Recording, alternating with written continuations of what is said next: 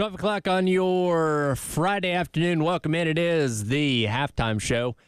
Tyler Head, Terry Ford will be along with me in a moment, as fashionably late as always. Now, it's the first time this week he's been fashionably late. If you think back, he was not here on Monday. Jack Veltri filled in for him. And then the past 3 days, he's been out at all the churches here locally helping out with the Hurricane Helene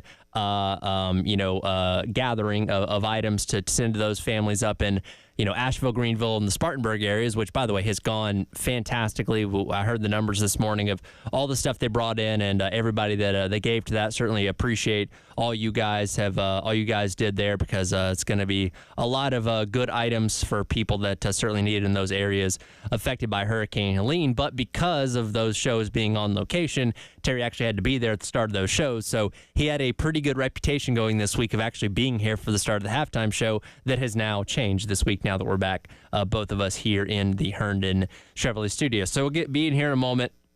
Of course, a lot to break down today in terms of this huge matchup that South Carolina has coming up tomorrow, taking on Alabama. Look, this was a game that is always going to be daunting.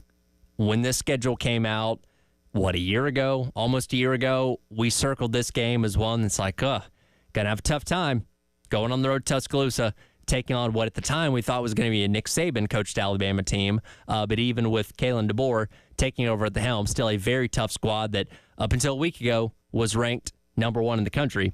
And, I know a lot of people are going to this game that probably don't have the highest optimism that South Carolina can pull off the upset. And you're going there to say, hey, go to Tuscaloosa, enjoy T-Town a little bit, and, say you went, and hope for the best when it comes to what South Carolina is going to put on the field come tomorrow afternoon. And you're not wrong to doubt them, because everybody's going to doubt them. They're 21-point underdogs. You look at all the metrics, all the predictions, everybody's predicting, hey, it's going to be Alabama. Alabama's going to get back on track with the win and all this kind of stuff. And if I would have asked you the question back in, July, who's going to win this game, you probably would have said Alabama. No matter how much you believe in the South Carolina team and what their skill set improvements in this offseason are going to be. But then you go to a week ago. Vanderbilt, a vastly under-talented team. A team that I think we all look at and say, well, South Carolina's better than them. They beat Alabama. They went out there and did it. And this wasn't a fluke. This wasn't, crazy play happens in the final seconds and, the ball just bounces Vanderbilt's way. No, they went out there and they dominated that game. They got over 400 yards of offense. They converted 66% of their third downs. And they never let Alabama lead for a second in that game. They controlled it from point A to point B, had the ball for 42 of 60 minutes. That is a well-deserved win. No fluke about it, which is why it was so surprising. Because we've seen Alabama lose before on some crazy plays, on some back-and-forth games that they just didn't have it there at the very end. Rarely, very rarely, do we ever see a team just control Alabama for 4 quarters. That's what Vanderbilt did last week. So when you come away from that game, there's 2 sides of the coin, right? You have one side of the coin that says, well, Vanderbilt shows it can be done. And again, when I look at South Carolina's roster from top to bottom, I think South Carolina has a better roster than Vanderbilt. So you say, okay, well, in that way, South Carolina has a chance, right? But on the other side of the coin, you say, well, Alabama probably just overlooked Vanderbilt. They weren't taking them seriously. They were coming off of beating a then number 2 ranked Georgia team at home. They're feeling good. They weren't dedicating all their time to Vanderbilt. They were feeling confident and got in there and got surprised by a team they had no business losing to. And now they're going to go into tomorrow very angry and very motivated to come in there and blow and knock your lights out. So you probably fall on one of those 2 sides of the coin, and we'll see what happens. But there's always a chance, and in this crazy, chaotic year of college football in 2025, you can't rule anything out. But South Carolina's going to have to go in there tomorrow and play a darn near perfect game if they want to win this one. Well, look, you can't, and hey, how you doing? You can't. 5 minutes, by the way. I had a whole week to make up for. Well, that's what I said. You were on time because you had to be, because you were on location at the churches this week. But today you had the ability to roll in fashionably late as always. Yeah, exactly. Fashionably. The man of high fashion that I am. Yeah, that's a nice gray hoodie. Yeah, you like that thing? Going over my really cool blue T-shirt. Again, dressing up for video. That's me. Here's the thing with Alabama. I mean, there's not a lot. Like, look, okay, if you're South Carolina, obviously these guys are tons smarter than me, but you're going to look. Okay, what did Vanderbilt do? What did Georgia do in the second half? What was done that was successful? And okay, what can we apply to what we do? Right? That's duh. But the real thing about it is, with Vanderbilt, not only played the perfect game on the perfect night, right? They also had some things really go their way, like bounces and stuff of that nature. So first of all, you can't shoot yourself in the feet like South Carolina did last week. 2, you're going to have to be precision-like, especially on third down. Vandy went 12 of 18 on third down. 3, you can't turn the ball over. And 4, not only have you have to play your best, you're hoping Alabama helps you out. And Alabama was very gracious to Vanderbilt last week. 2 personal foul penalties helped the Vandy touchdown drive. Obviously, you had the strip sack, and you had the tipped interception that went for a pick 6.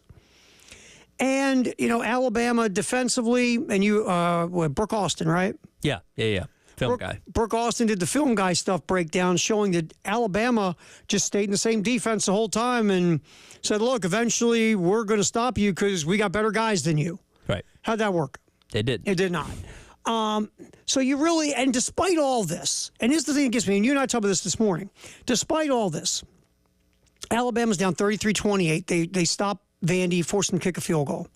Alabama's down 33-28, fourth quarter. Milroe hits 2 pass plays, and boom, they're at the Vandy 39. And we all saw it. Well, we've seen this story how many times before. Alabama struggles with the team, but like the South Florida game earlier on this year, it's a 1-point game with 8 minutes to go. You blink and it's 42-16 because they always correct themselves in the end, or at least we thought. And that it was setting up. Here it comes. They're gonna go up 35-33. They're gonna break their hearts, and they're gonna add 2 more touchdowns onto that to make it 49-33, and we're gonna say, "Whew, that was cool." Vandy had a lead for a while there, but Alabama was Alabama at the end of the day. Right, you turned off going, that was fun for a while. Sure. That's what you would do. Hey, Vanderbilt can hang a banner. They led for 3.5 quarters. Do you storm the field if you lead for 3.5 quarters? At Vanderbilt, you might. Yes, you do, and take the goalpost and throw it in the river. So it's all set up. You hit the scenario perfect. But then you get the strip sack. And Vanderbilt gets the ball, and they go downfield and score. That's right. That's where that was the game. Look, there's a lot of little twists and turns in that football game, but that was the point right there where we all were like, well, here we go. Yeah. And it didn't happen. And then even after that, because Alabama goes down the field, scores a touchdown again, makes it 40-35, like 2.5 minutes left. Alabama has all their timeouts. You're like, all right, here's where they get the 3 and out. They get the ball back. Milroe leads them down. They score a touchdown, 20 seconds to go, and okay, it's 42-40, but they still win the game. And that didn't happen because Vanderbilt kept converting first down. Then you look, the game's over. How did that happen? 12 of 18 on third down.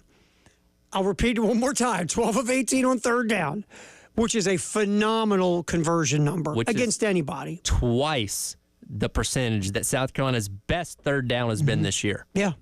I mean, we talk about this with third down conversions and success rate on first down and things of that nature.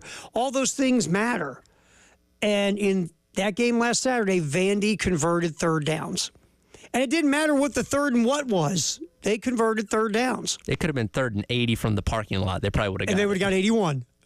And so when we look back to South Carolina last week, success rate-wise, South Carolina had their best success rate game on first down. They pretty much, half of their first downs, they gained at least 5 yards. Yep.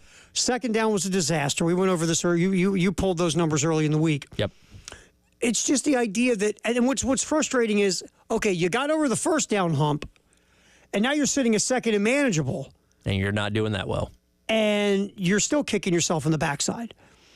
And so here's the thing, though, and look, not many folks believe that South Carolina can go in and beat Alabama. And all that matters is the guys across the street believe it. Just like Clark Lee's crew believed it last Saturday in Nashville. You've just got to believe you go win. And we saw that 2 years ago, Tennessee, Clemson, especially the Tennessee game. 5 people outside of the state of South Carolina thought South Carolina had a shot to beat Tennessee. Yep. So you got to have the belief, obviously. That's a no-brainer. The one thing about Shane Beamer, though, in his tenure here, is it always has felt like when you think they've got the least amount of a chance, they come out and play with their hair on fire. I mean, after the Old Dominion game, it was like, well, are they going to go Kentucky and win? I don't know. Kentucky only played 3 quarters, but they smacked Southern Miss everywhere. The game's at Kroger. Yep. I don't know. And South Carolina went in there and beat them like Kentucky stole something. Yep. And so whenever it feels like the collective thought in this town is they got no shot, they go out there and play really well. It's when the fan base is the most depressed that we look at South Carolina football and says, oh, yeah, this is the weekend. And that's the thing. Now, again, I picked Alabama to win the game by 2 scores. But would it surprise me at all if we're sitting around, you and I at O'Hara's, Main Street in Lexington for our viewing party, come out, watch the game, possibly win future Gamecock football home game tickets. If we're sitting there watching it, kicking our fish and chips or our steelworker sandwich. I gotta try that. Steelworkers, it's the bomb. I might put that on the order tomorrow. If we're sitting there munching and watching it, and in South Carolina is giving Alabama everything they can handle, am I going to be surprised? Not at all. I will not, because we'll look at each other and go, yep. Something about the Beamer era, just when you start counting them out, they have a way of really surprising you. And that's an attribute to Shane, the staff, the players, because look, we know where South Carolina is right now. We know where we want to see them end up, but we see where they are right now. But the one thing, and I'm going to give Shane Beamer and that staff credit and the players, is the culture there is really good. The buy-in is really good. Shane's message is never stale with those guys. Yeah. Ever. And they're always, they walk on the field every Saturday, we can win. And we've seen it over and over again in the Beamer era. Look at what happened at the end of last season, where they had an awful month of October, didn't win a single game. It's like, all right, now go out there and win what? 4 games to get yourself to bowl eligibility. And, there's a lot of teams that would just be like, all right, let's just go through the motions here. Let's wrap up the season. And, I'm going to go transfer out somewhere when the season's over. That didn't happen. Like, you could see they were still playing as hard as ever. And if they could figure out a couple of offensive drives against Clemson, they probably win that 6th game and are going to a bowl game. Like, that was resilience. Yeah, the competition wasn't the toughest over those last couple games, but still, you had to go out there and perform. Think about it, to just expand on that really quick, the Jacksonville State game. Again, you've had an awful October. Jacksonville State was, a 7-8 win team at the time. Yeah. Rich Rod runs that goofy With offense. Electric offense. And they're going down the field. They're deep in South Carolina territory to beat you. Yes. And we're sitting in the press box going, oh, my God. We could hear the Titanic music starting. Yes. You can see that ginormous big iceberg in the water. And we were like, if they don't get a turnover, they're going to lose. A couple plays later, you get a turnover, it turns into a pick 6, and you win that game. That's resiliency. And that doesn't have anything to do with talent. It has to do with resiliency. And you're right, that team could have given up last year. Guys could have hit the portal. Or how about at the end of the year when you go 5-7? Juice Wells was the big loss in the portal. Who else was the big, oh, my God, no. Stone Blanton, but I think we still won out in the end with that one. I think there was an upgrade from Stone. So my point is, nothing would surprise me on Saturday, even though I'm picking Alabama. If South Carolina hangs in there and makes this thing a tussle, and all of a sudden we don't know what's going to happen at the end, would not surprise me. All right, we'll continue on talking South Carolina, Bama, getting you ready for that next on the halftime show. Terry Ford, Tyler Head here on the Game.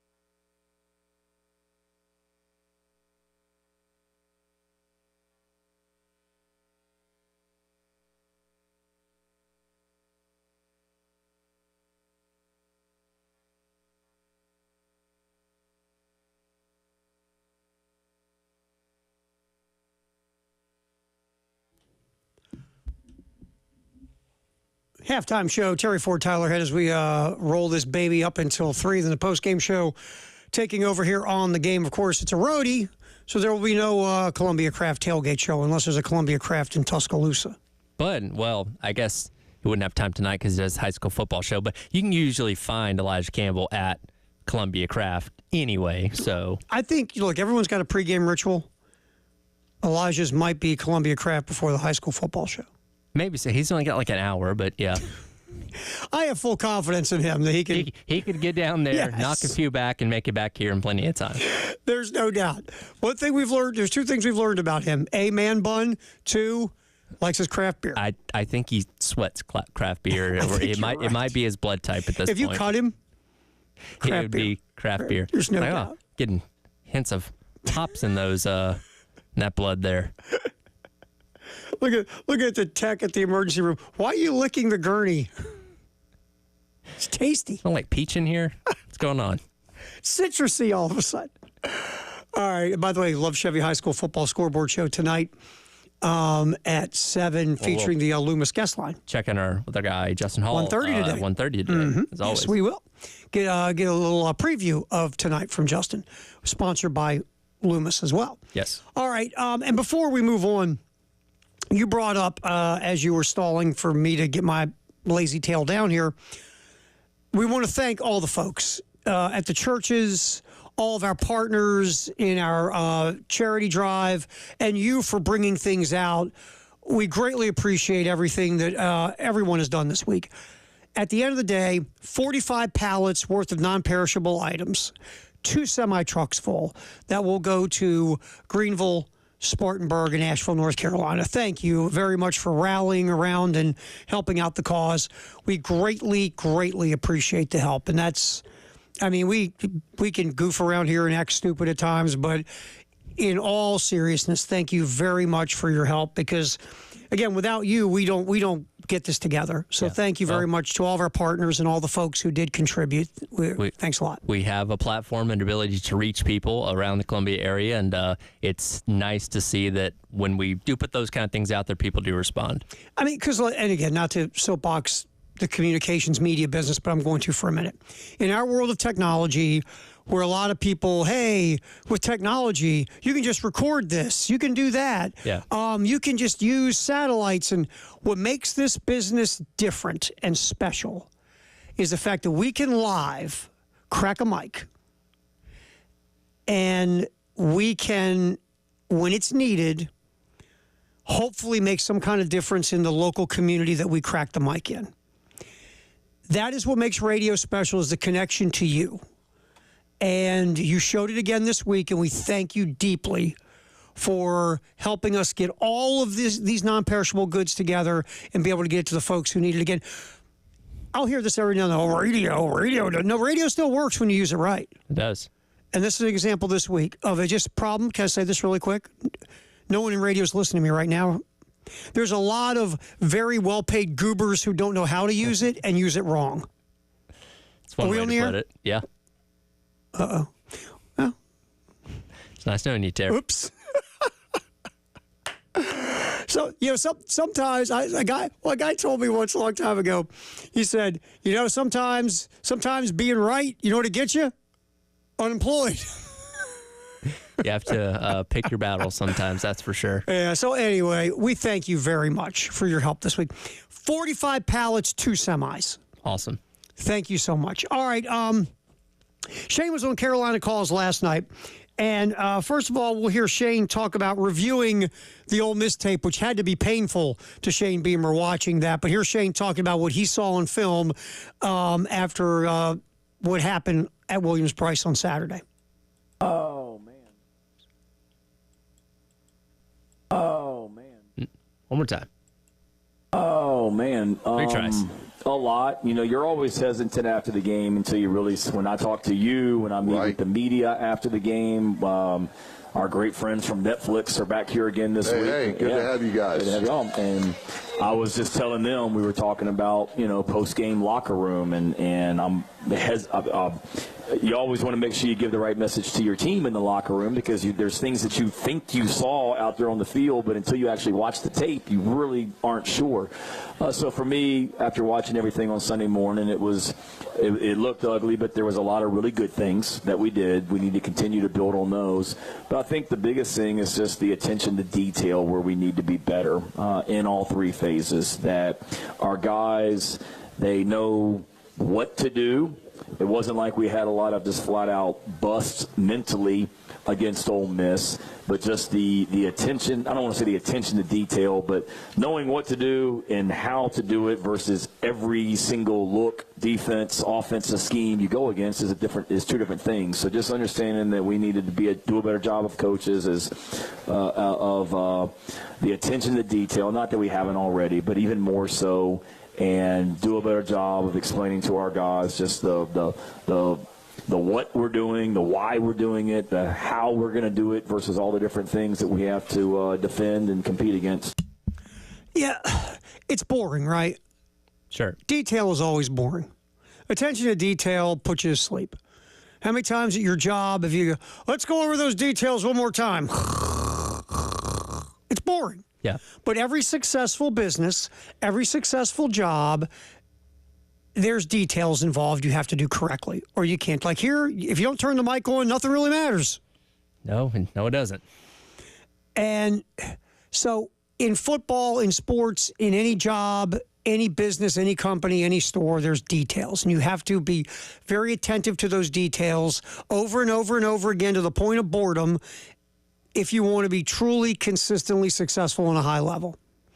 There is I wouldn't even say 1%, Tyler. There's a half of 1% of folks in this world who can say bleep the details and can be highly successful consistently. Right. Most of the rest of us schmoes in this world have to follow details in some way, shape, or form to be successful. That's right. And that goes to last Saturday. I think Shane, he hit that on the head. That team on Saturday was sloppy with some details that bit them. It just was. And, again, not to pick on anyone, but you go look at the offensive pass interference on Nick Harbor. I know Nick's raw. I know Nick hasn't played wide receiver. I know Nick spends half his time running track at a high level. We get it. But you watch what Nick did on that route to get offensive pass interference. That's offensive pass interference 150% of the time. Yeah, we can debate the Mazeo Bennett stuff, but you didn't really leave any a room for interpretation when it comes to Nick Harbor. That was very blatant and very clear. Yeah, it was like that was posting up a dude. When they put the example in like the referees clinic, they're going to use that clip. Go to Wikipedia, type in offensive pass interference. There it is. There's Nick. Textbook definition. Yes, and that's just one example. But there's other examples of just attention to detail that it has to happen. That's not happening. It didn't happen consistently on Saturday.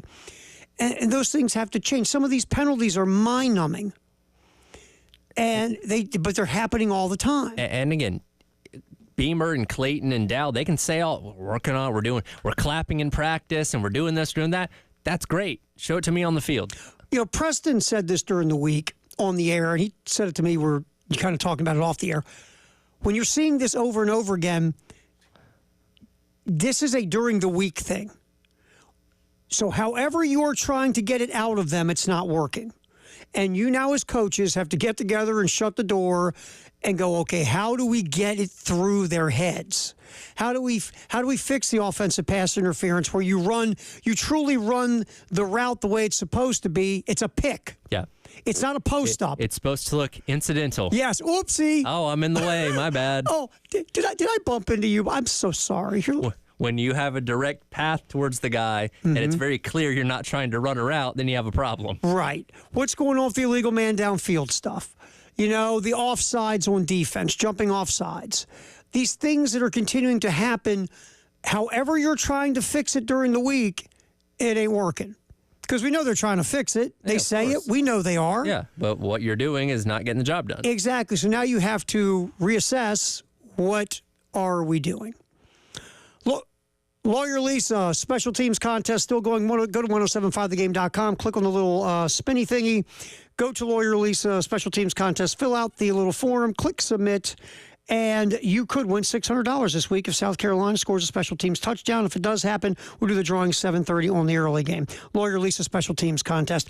More Shane coming up here on the halftime show on the game.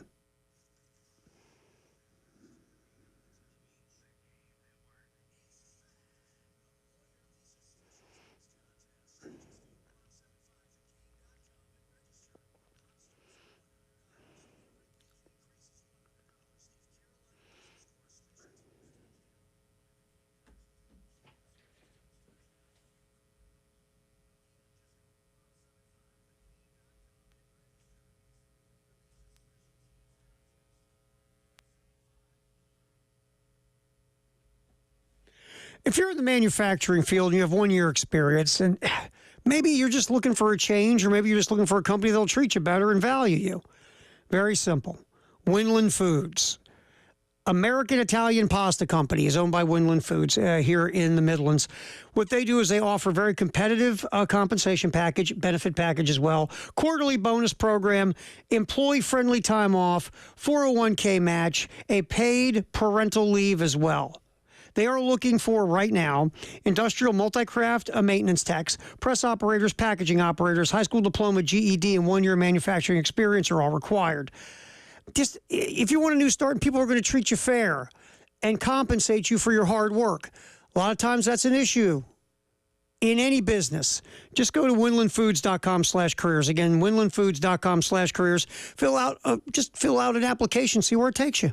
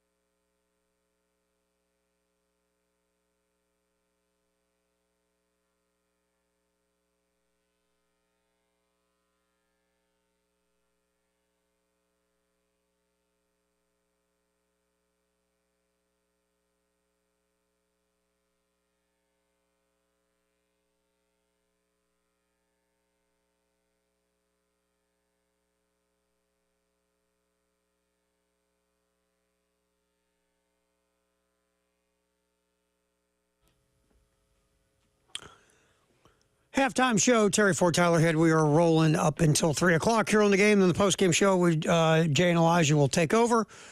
Football Friday, 1 o'clock. We're going to fire up some really good stuff. Tyler yesterday had Brooks Austin, the film guy network. Brooks Austin broke down the Alabama Vandy tape.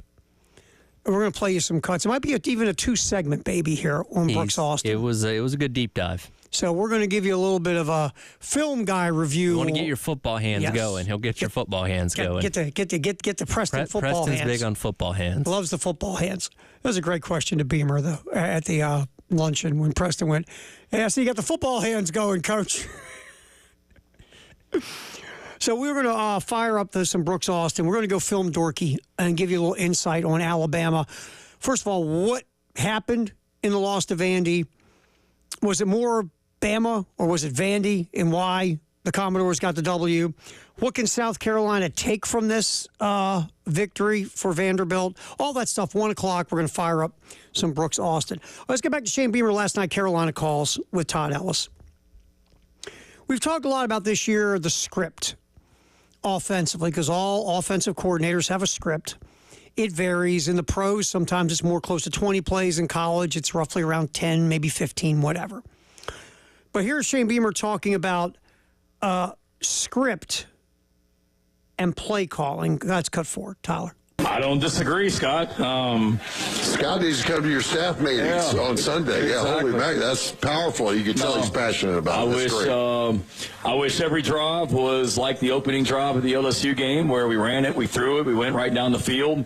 We don't ever go into a game and say, you know what, on this opening drive, we're going to run it 10 times and score the touchdown. Or say, you know what, we're going to throw it 10 times. We spent a lot of time, may not always look like it, but we spent a lot of time as a staff talking about what we call our openers, like how we're going to start the game and the opening plays and things like that as well. So some weeks are better than others. You give the other team credit when it doesn't look good.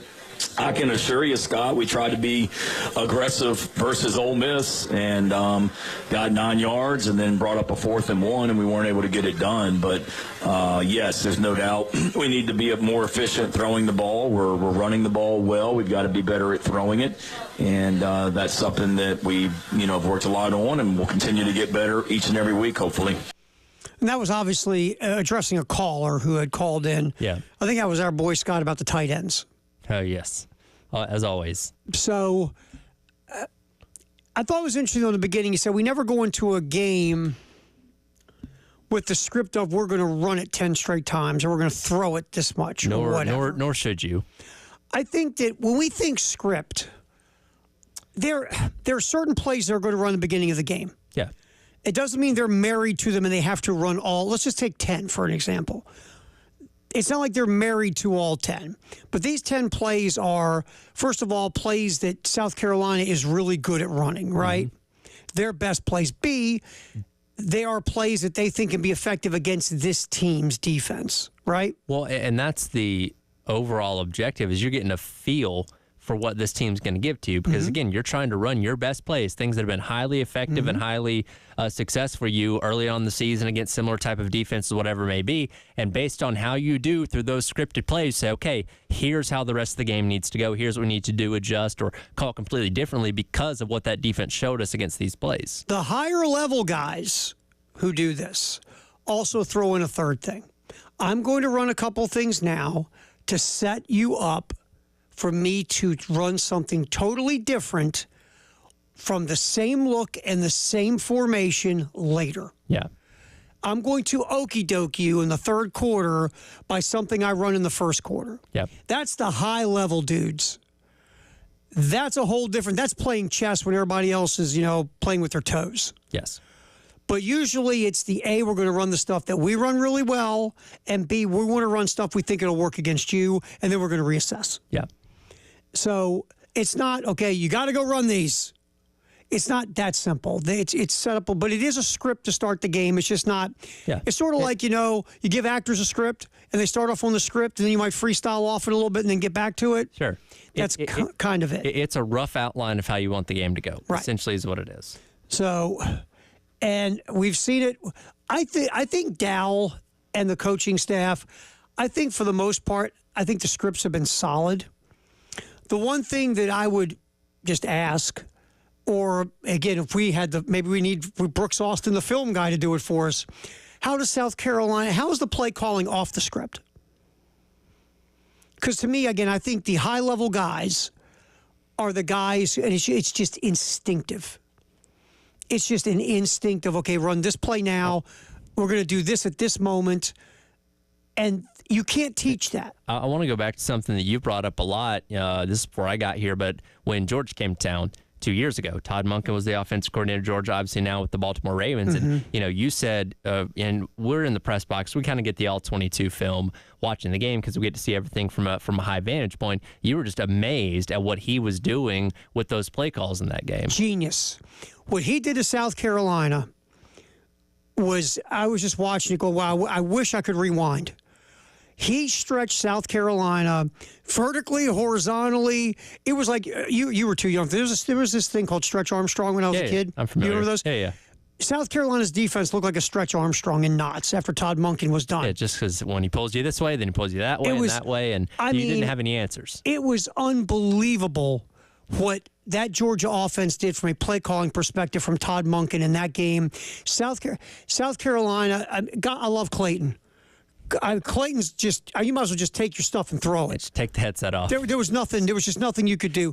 The combination of the talent, just tackle Georgia the guy had, with the ball. Yeah, that's all you can do. I mean, the things they were doing with Brock Bowers was unbelievable. Yeah. Brock Bowers ran the ball. Brock Bowers caught the ball. Brock Bowers might as well have been quarterback. I think he made the ball.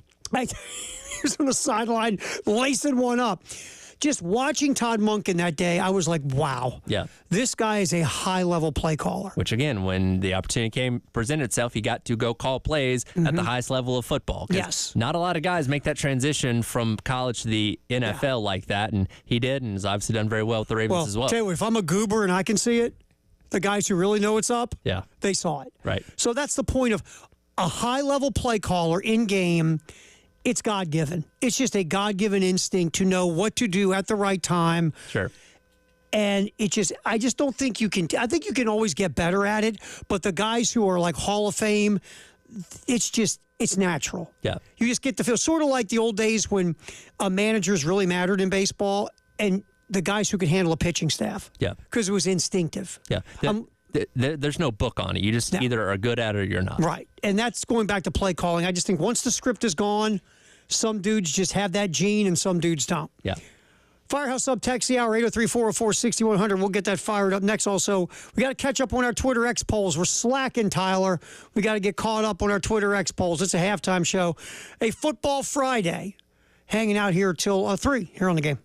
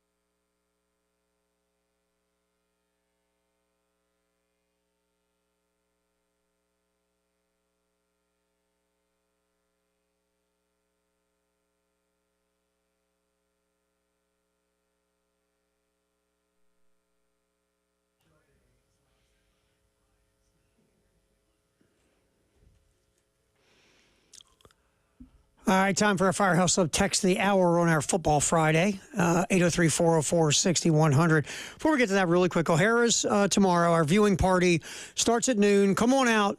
Main Street in Lexington. Food's phenomenal. I love O'Hara's. I've tried almost everything on the menu. I've never gone, wow, never getting that again. Whether you want some fish and chips, you get some bangers and mash, you go traditional like with a burger. The Steelworker sandwich is ridiculous. They have fish sandwiches. The fries are great, and obviously many beverage selections as well. So it's O'Hara's. Come out, watch the game, and possibly win yourself some tickets to a future Gamecock football home game. That's tomorrow, noon, O'Hara's, Main Street in Lexington. All right, Firehouse Sub Text the Hour, 803-404-6100. What do you got, man? We talked about portal losses in the offseason. Damn, Texter brings up a good point. Jeter was a pretty big loss in the portal, all things considered. Yeah, thank you, Texter, because we'd love to have him. You and I have been beating that drum, and we totally forgot about Jeter. Yeah, and not to harp on Alex Herrera, but I guess, and Texter, you're exactly right, and thank you very much, 803-404-6100, because you're not wrong. I guess with everything going on with the offense on Saturday, that just kind of goes down the list on us mentally, and our mental Rolodex. Sure. And now, again, you go back to the LSU game. We talked more about that because Herrera missed a 48-yarder to tie the game at the gun. Yeah. But on Saturday, yes, Herrera did. We did talk about it for a few minutes on Wednesday when we asked our probing questions of the week. Sure. Are we concerned about Herrera because after the LSU kick, he's only tried 2 field goals since, and he missed that 38-yarder on Saturday. So we brought him up a little bit, but Texter, you're correct. And Jeter was an important loss. I think we're also still, in a way, preconceived to just think about special teams as being good all the time here at Carolina, because it has been for a while. And, the litany of good kickers that you've had all the way up through Mitch Jeter, you just assume, oh, okay, it's fine. But, and again, it really didn't cross my mind until Elijah and I were doing the pregame show last week. And I'm like, Herrera hasn't attempted a field goal since he missed against LSU. And you had the Akron game where he kicked extra points. You had the week off. If he's put in a position, can he make a field goal today? And he was 1 for 2. So again, 7-10 so far this year. Not disastrous by any means, but he's missed some important kicks, to say the least. I mean, 7 out of 10 is solid for a college kicker. You'll take it. But the misses, the LSU miss, and the miss Saturday, again, it's low on the list of stuff, right? But it is a 38-yarder. And we kind of went over that scenario on Saturday. Shane, it's the first possession of the second half. You're down 24-3. It's 4th and 5, or 4th and 4, 4th and 5, and it's probably a little bit too far for you to go for it because you don't want to come up empty there. Now, so Shane went, you know what? I'm gonna take 3. Hopefully, he'll build some momentum for us, and then Herrera misses the kick. Yep. And we were joking about it. It's like, if you're Shane at that point, you just, again, take your headset off and go, every decision I make, nothing's working. It's not the day. We were kidding also. Do you do the George Costanza and just whatever you think, do the opposite? Yeah. Or do you get to that point? So, again, for me, when you're, okay, you're going to kick a field goal, it's 4th and, you're down 21. But if you don't make it on 4th and 4, then you've started the second half once again with bad mojo. Yeah. Getting 3 in the big picture doesn't matter, but I see what Shane was doing. And then that didn't work. So, again, that was a big kick. Not as big as missing the LSU kick, but that kick was hopefully the momentum igniter, right? Yeah. And Herrera missed that one. It was inside 40. That's when you start missing inside 40, that's when you start thinking Matt Berry. Those are the things that you should, at this level of football, be able to make routinely. All right, if you miss a 55-yarder, I'm not going to hate on you too much because that's a hard kick to make. But, yeah, if you're missing under 40, we're like, okay, that's an area you should be more efficient in. Yes. Like the 48-yarder against LSU. Okay, man. It's 48 yards. You're a college kicker. Have other kickers of South Carolina been successful from that distance? Absolutely. But every kicker's different. If you could have got him around 40, then you got to make that kick. Yeah. But under 40, you can't miss under 40. You should be making those. So excellent text. Yes, you are. So we got to put 2 on the list, Juice Wells and Mitch Jeter. Yeah, 2 big losses. Yes. We appreciate the text like always, 803-404-6100. All right. Let's get back to our little Twitter X polls. We've been doing them. We've just been not good at really highlighting them this week.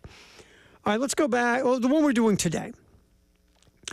Poll question of the day: which players need to step up the most in order to give the Gamecocks a shot against Alabama? Entire offensive line, Lenore Sellers, wide receiver, secondary. 49% entire offensive line, 37% Lenore Sellers, then wide receivers and secondary. And so far, already 136 votes. It's been running less than an hour and 815 views. And I imagine there's a lot of people that just say all the above or yes. Here's some answers. Do a poll on coaches that need to step up. Loggins is the correct answer. While the whole team is the correct answer, Sellers looks scared a bit out there. Yes, I know the line isn't great, but he needs to play with more fire. And when things do go wrong, he needs to quit looking like he's defeated, in my opinion. If you can't win the trenches, you'll lose the game. Whole team and the coaches, and then the entire roster. So we appreciate comments because we can only put so many things in these. So thank you very much. And if you think it's all the above, you're not wrong necessarily. Right. Because everybody does need to step up. Yeah. I mean, it is coaches, and they need to step up as well, and everybody does, sure. And it is not surprising that half the votes have gone on the offensive line because everything runs through the O-line. If you don't have good protection up front for your quarterback or for your run game, you're going to have tough times. We've seen many times this year. And look, this is not, the 2011 Alabama defense. They don't have, a Quentin Dial and guys like that lined up on the defensive line that are going to come and just swallow your quarterback whole. Like, there's inefficiencies on this defense, but as we've seen, even against not the best defenses, South Carolina's offensive line has struggled this year. Yeah, I mean, you struggled against Old Dominion. Obviously, you struggled last week against Ole Miss. You have had your you've had your struggles this year. It's better than it was last year, but it still has to get better if you want to compete on a high level and be explosive and efficient on the offensive side of the ball. Your offensive line still has to get better. Yep, it absolutely does. And we went over this. What was it? I think yesterday. Because if you look at the numbers, the analytic numbers say they're better than last year, and all that stuff is true. And the eye test tells you they're better than last year, but still. If you want to be real, 2 offensive linemen, you can go, okay, thumbs up. And that is Torrelli Simpkins, especially in pass protection, and Vershawn Lee has been Vershawn Lee, who's a solid guy. Kamar Bell's got to get more consistent. There are days where you go, all righty, that's good. And then there's times you go, ooh, he got whooped. Josiah Thompson's a freshman. He really had a tough time against Ole Miss. 6 pressures? Yeah, I believe so. Cason Henry had his best game in pass protection versus Ole Miss, but Cason Henry has to get better at tackle. Really, you have 2 offensive linemen you can say have been solid to acceptable for what you need. So you're still behind the curve. Coming up, football on a Football Friday in the 1 o'clock hour, sponsored by Atlantic Windows and Doors. We will hear from Brooks Austin, the film guy from the Film Guy Network, his thoughts on Bama. That's coming up next. And also Justin Hall at 1:30 right here on the Halftime Show on the Game.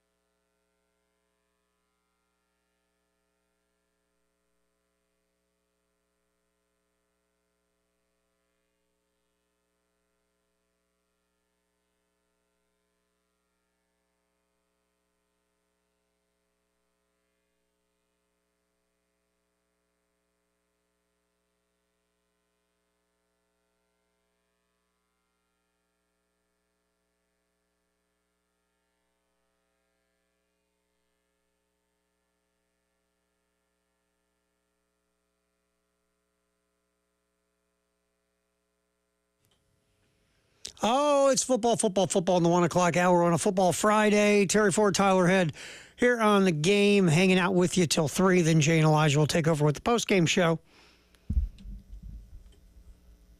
Again, busy day here tomorrow. We'll start off with Gamecocks game day right here from Mission Control at 7 a.m. Surprised O'Hara's doesn't want us out there at 7 a.m. Yeah, I don't think they'd be too keen on that. They might not even be awake at 7 No, a.m. they have no desire to be. Neither would I. Hell, I don't want to be awake at 7 a.m. But Saturday. So we'll start off Gamecocks game day, myself, Tyler, and Captain Dave on the board. We go till a little bit before 9, then SEC report, followed by the network pregame. Kickoff at noon.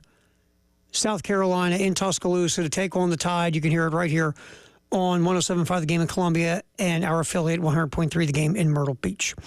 All right, first segment or two of the 1 o'clock hour.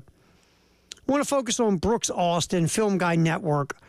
Brooks Austin broke down the Vandy Bama tape, has some very interesting insight. This is a little Film Guy, dorky stuff that we love. Oh, yeah, it's good stuff. All right, here is Brooks Austin. Let's just go right down the row, Tyler. Starting off discussing Kane Womack, who is the defensive coordinator at Alabama. Womack just kind of stayed in a cover one the entire game. Did not really adjust. Cover one robber is what it's called, if you want to get, again, into the weeds. Kane Womack stayed in that defense pretty much the whole game, did not adjust no matter what Vanderbilt was doing. Kane Womack basically was saying this: my guys are better than your guys, and eventually my guys are going to beat your guys. So here's Brooks Austin discussing Kane Womack's strategy, staying in that cover one robber defense. Yeah, I can't. It's hard to tell, man. I want to give some type of not necessarily an excuse, but the reality of the situation, right? Womack was the head football coach at South Alabama in January of this year. He is now the defensive coordinator at Alabama by February. So since February to early October, he had all the opportunities in the world to install whatever type of defense he wanted to. I, for the life of me, can't figure out the propensity not only to just play the cover one robber that he plays about 90% of the snaps, but he's completely avoided matching personnel. So when you're playing a football team like South Carolina or like Georgia or especially like Vanderbilt, they're going to rotate personnel, man. They're going to have 2 tight ends on the field one snap. The next snap, they might have no tight ends on the field. The next snap, they might have 2 running backs. The next snap, they might have 1. Well, while the offense is flipping personnel and changing what they're doing, by God, you better be doing that as well defensively. And for the life of me, I just couldn't figure out, A, why you would stay in nickel personnel against a football team, meaning 5 defensive backs on the field, against a football team that's running a virtuoso version of the triple option, and B, why you would never move away from a similar, pass coverage and defensive alignment the entire football game. It was very confusing to me. And honestly, when I watched the Alabama-Georgia game, in the second half, man, the only reason he had defensive success in brief moments was because he was willing to vary the looks. So it was very confusing. I saw some Alabama beat reporters look at it as he must have thought he could just line up and play football and beat Vanderbilt. And I don't know if that's ever going to be the case in the SEC nowadays. You can't just line up and play ball. Like, you're going to get cooked on third down, which is exactly what happened, man. That was the difference in that football game. 12 for 18 on third down was Vanderbilt, and that's how you're going to win, man. You're going to win ball games. You do that. Okay, you're saying, hey, guys, what the hell is cover one robber? Okay, I'm going to give you a dictionary definition. Get your football hands out. I'm going to get all football handsy. Here it is. The main goal of cover one robber is to play man coverage across the board. The free safety drifts back into the deep middle of the field while the strong safety comes down as a hold defender over the middle. He's the robber. Yes, he's the robber. The players in man coverage are now tasked with playing outside leverage. So your corners are playing outside leverage. Your safeties are basically, your free is back. You're trying to push those receivers inward. Exactly. You don't want them to get that outside leverage on you. And then it essentially disguises itself as cover two because you have the 2 safeties back, only one drops and one comes down. Exactly. So again, NFL teams use it, college defense. This is a defense. It's not like... If you play Madden or College Football 25, you've probably used this a few times. This is a basic defense that is used on the collegiate level and the pro level. What Brooks Austin is trying to say is there's no adjusting. Womack is just staying in this defense. No matter what your personnel grouping is, like Vanderbilt could come out with a center, a quarterback, and 9 tight ends. And Womack's not, he's just staying in what he's doing. Right. It could be 3rd down and 3. He's in cover 1 robber. 3rd and 33, cover 1 robber. Punt. Yes, cover 1 robber. Why are you in that in a kickoff? So, and in this world of sub packages and different packages, and okay, now we're going to go with our 4 wides. Now we're going to go 2 tights and 2 wide. Okay, this time we're going to, have 2 backs in the backfield, or we're going to be running double slots. Whatever you're doing formation wise, Kane Womack is saying, okay, my answer, cover 1 robber. Yeah. Now, to a degree, the point, because asking the question that we brought up a moment ago, is it just I got the best athletes on the field, no matter what I throw out here, we're going to beat you more often than not? Like, yeah, everybody's going to gain yards and you're going to give up some points, but at the end of the day, my defense is going to win out because my guy's just better than yours. Like, that might be the mindset here. And again, it worked very effectively for most of the season so far, but starting with the second half against Georgia, running all the way through the 4 quarters you played against Vanderbilt, clearly it was not working effectively enough to slow those 2 offenses down. And what you've done, though, I think once you got to the Georgia game and once Georgia made some adjustments at halftime, all of a sudden, for whatever reason, you started to get whooped. And you still weren't adjusting out of that defense. So Vanderbilt watched the second half of the Georgia tape and, well, you know what? They didn't adjust. We don't know if they didn't adjust because of the game situation, but they didn't adjust. So we're going to do that, this, that, and the other, and to attack the cover 1 robber. And guess what? Still didn't adjust. Yeah. So South Carolina, my guess is, are saying, hey, maybe this is just who this cat is. We're going to attack the cover 1 robber. We're going to have other stuff available. But we're going to keep attacking until the guy gets out of it. Right. Now, once again, if goobers like us are sitting around talking about this, I'm sure the really smart football people in Tuscaloosa, or maybe Kalen DeBoer's pulling over, our boy Womack saying, hey, Kane, look, I'm the offensive guy in this building. I hired you to be the defensive guy. But what's up? We got to do something else besides that. This has more holes than a pair of fishnet leggings. Yes. Need to fix that. They're comfortable, though. I've heard. Anyway. Here's the problem. They don't provide a lot of coverage. No, they don't. And there's holes everywhere. Yes. So, yeah, you would think that Kane Womack would self-scout in what he's doing and say, I've got to change up. Yeah. But we've seen this, Tyler, especially in college. Guys marry to something, and it's who they are, right? It is. And watching these past 2 games, and I was listening to an Alabama podcast earlier on this week, and they brought this up. Look at Kane Womack when he's on the sidelines. He has this little index card, like this very small play sheet that he's trying to cover his mouth with.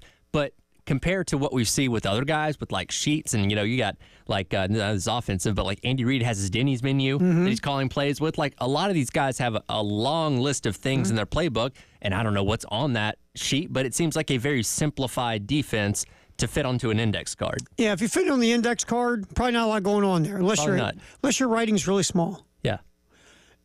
And then you got to read it. But I guess here's my thing. I'm a firm believer in don't make these things overly complicated for college players. They only have 20 hours a week to dedicate to football. Make it to where they're not thinking they're playing. But that being said, you've got to have the ability to adjust to down and distance situations, score situation, game situations. And if a team is bludgeoning you, you've got to be able to adjust to that and adjust to their personnel. That is where the head scratching comes in. Yeah. So very interesting stuff from Brooks Austin there. All right, let's spin to the next deal here. The question you guys asked Brooks Austin was Vandy effective or was Alabama struggling? Yeah, man, they weren't killing them. It was 3 yards in a cloud of dust over and over and over and over again. If you look at those 3rd down conversions, man, and this was something, I looked at in terms of the Georgia game. Georgia saw this man coverage defense, and they were like, you know what? we're going to slice their jugular right now. We're going to throw 65-yard bombs. The only problem with that, even if you do create separation, it's still really hard to complete those balls downfield, right? Whereas Vanderbilt used those man beaters and used those schematical, wins, right, and used them on third downs almost exclusively when they had a 3rd and 5 and they absolutely needed to convert. Well, they would go right into these man beaters that they knew would win, where we're only really trying to create, a yard or two of separation, 5 or 6 yards downfield, and that's all we need because we're just trying to convert this 3rd and 5, this 3rd and 6, this 3rd and 9. We are living to convert this down. We're not living to slice your neck and kill you right now with a big touchdown, right? Where I think South Carolina might be able to do something very, very similar, assuming that, Alabama doesn't go to the drawing board and reestablish their entire defensive, philosophy. It's interesting, and again, not to if you're listening, not going, what in God's name is he talking about? Man beaters are basically it's plays designed to beat man coverage. Yeah. And what Brooks Austin is saying there is Georgia in the beginning was like just trying to beat them down the field deep, bludgeon them with explosive big plays.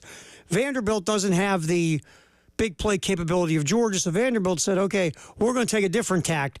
We're going to, like, death from 1,000 paper cuts, basically. Yeah. And that's why they were so successful on third down. They went on long, sustained drives. They kept everything relatively short. Diego Pavia bought a lot of time, which allowed his receivers to get open. He only completed one pass of greater than 20 yards. That was on that fourth down that went for a touchdown. So they kept everything relatively close and, near the line of scrimmage. Kind of like South Carolina's offense, they ran the ball 2/3 of their offensive plays and only averaged 3.1 yards per rush. So it's not like they were gashing them for 7 and 8 yards every single time, but it was slow and methodical. And again, they held the ball, they stayed on the field, and they were converting third downs. And that was the big key for why Vanderbilt won that game. To run that offense, to take that game plan, as logical as it sounds, right? Alabama, they're just playing this defense. They're not adjusting. They're not going out of it. They're not switching things. This is who they are. We know we have plays who can beat them. It's not going to be big stuff, but we know we can beat them with these plays. Right. Long, sustained drives, you need to be precise. You got to win on third down, obviously. You also got to win on first down a decent amount. You've got to stay out of this, though, Tyler. Legal man downfield, offensive pass interference. You cannot commit penalties to put you behind the chains. Right. That's the sustained drives. Vanderbilt did not commit stupid penalties. Vanderbilt converted third down, and Vanderbilt had a decent amount of success on first down. That's the formula for sustained drives.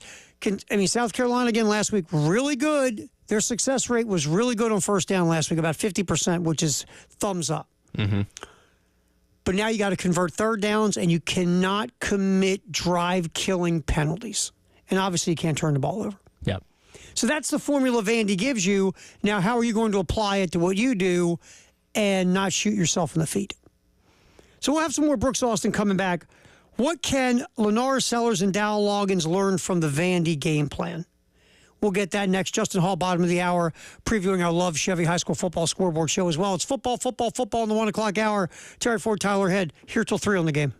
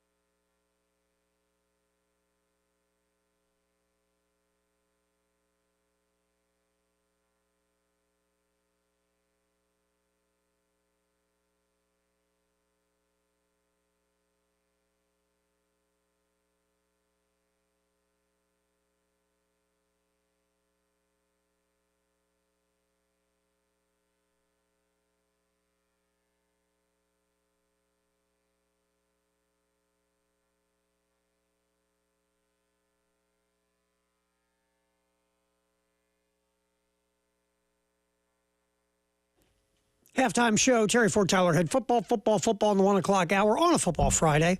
Sponsored by Atlantic Windows and Doors. Bottom of the hour, our buddy Justin Hall, who co-hosts the Love Chevy High School Football Scoreboard Show along with Elijah.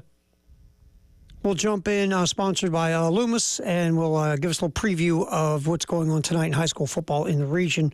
But right now, we're digging through Brooks Austin, Film Guy Network. He was on yesterday. Was it with you and Jack, Tyler, or just with you? Me and Jack. You and Jack Veltri. And it's just very interesting, some of the things Brooks Austin said about the Vanderbilt Alabama tape that he broke down. Now we want to get to the next answer he gave you and Jack about can Lenore Sellers and Dow Loggins, what can they learn from watching the Vanderbilt offense? Well, you can certainly assume that their run fits aren't going to be 100% perfect. I think that's one thing we noticed on the film from that Vanderbilt matchup. It's not just that Vanderbilt created movement at the lines of scrimmage or gave different looks or made them play the option. It's the fact that Alabama was putting multiple defenders in a singular offensive gap multiple times throughout that football game where I'm stopping the film, and I know it's easy to do this, but I'm stopping the film, and I'm seeing 3 Alabama defenders stacked amongst each other on the defensive alignment. That's not ever going to be good, right? We got 5 gaps to cover as a defense, sometimes 6, 3 on the left, 3 on the right, right? A gaps on both sides, B gaps on both sides, C gaps on both sides. If we got 3 defenders in one of those gaps, multiples of those gaps are wide open, right? And allowing for us to be gashed in the run game. That's something that I've noticed over and over again for Alabama. Their run fits just aren't exactly perfect. And that's due to preparation, right? That's due to not seeing things correctly in the run game. So that's something Dow can certainly attack. I will say this about what I've noticed from Dow this year as a coordinator. It's very clear to me that he is being tasked with protecting a quarterback that is very, very turnover prone.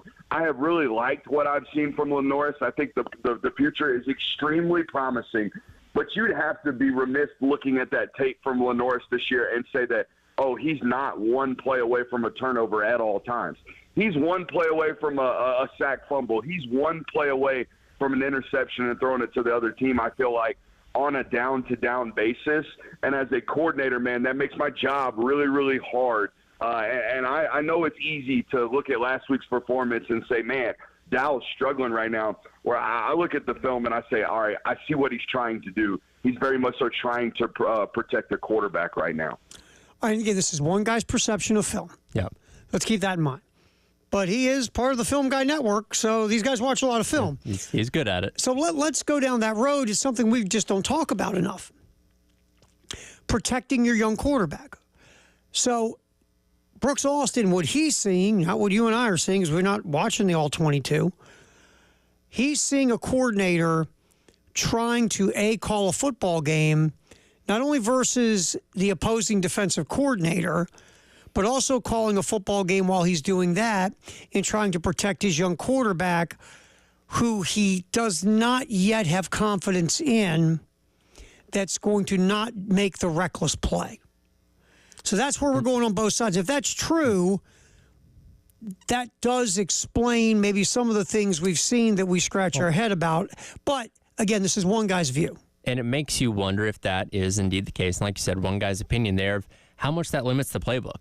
Because, again, Dow Loggins, what we had with Spencer Rattler a year ago, I would say most people look at that and say it was a little bit more of a dynamic offense when Spencer Rattler wasn't getting sacked 5 times in a game or whatever it was. Like, were able to do a lot of different things given the piece they had on offense. But if you're trying to limit Lenore Sellers to put him in positions where he can succeed and not be, turnover prone or try and give the ball away, then you're probably cutting a good deal of plays out of your playbook that maybe he just doesn't feel comfortable enough running because Sellers isn't where he needs him to be yet. Well, I think, for an example, at this point, you would think, hope, whatever, that Dow Loggins has an idea. And look, Lenore Sellers has a good enough arm to make all the college football throws you need him to make. Right. It's not like he's limited with arm talent. He has arm talent. But there are certain things he's going to do better regarding reading the field, right? And what is he comfortable with when it comes to route combinations or routes where he's reading the field at this point in his development? So Dow's got to go, and parse through that, right? Right. Now we'll throw in what Brooks Austin just brought up. What also is maybe Dow parsing out of the playbook just right now that he thinks could lead to disaster, right? So you got to look at that as well. So I think you bring up a good point. How much of the playbook are you using at this time with a quarterback who has played in 3.5 games in his college career for the most part? Yeah. I think it's a fair question. And how much of the game planning and play calling is leading toward the road we are trying to protect a young guy from making mistakes that could really hurt us. And you know what? If you had an elite wide receiver like an Xavier Legette or something like that on this offense, you could probably open it up a little bit more. But we've talked about it every single week. We're still waiting for that guy to emerge. Maybe it's Gage Larvadain. Maybe he has a great game this weekend, but we don't have a definitive number one guy right now that you can rely on being that big playmaker on the outside or whatever. I'm telling you, after these last 2 weeks, I think if I'm going to try to get the ball to someone, not that I'm with these guys, you can't just go, okay, that's our guy. We got to go to our. I think Larvadain is your guy. If someone's going to emerge, I should put it this way. If I think someone's going to emerge, it's going to be Larvadain. It would seem, because in only 2-game sample size, but he's shown you a lot in 2 games. Especially against Ole Miss. Yeah. I mean, against Akron. Look, he beat dudes deep against Akron. I mean, not to be mean, it's Akron. But that's what you're supposed to do. Yes, and he did it. And then against Ole Miss, you saw he had some make you miss stuff in there, and he was open on that wheel route for a touchdown, and Sellers missed him. Yeah. I think Larvadain is the guy that hopefully will emerge and start giving you consistent playmaking from the wide receiver position. But you got to need a guy that's going to start doing it for you at some point. And that you do what you said, that helps a young quarterback if he could find a security blanket. Right.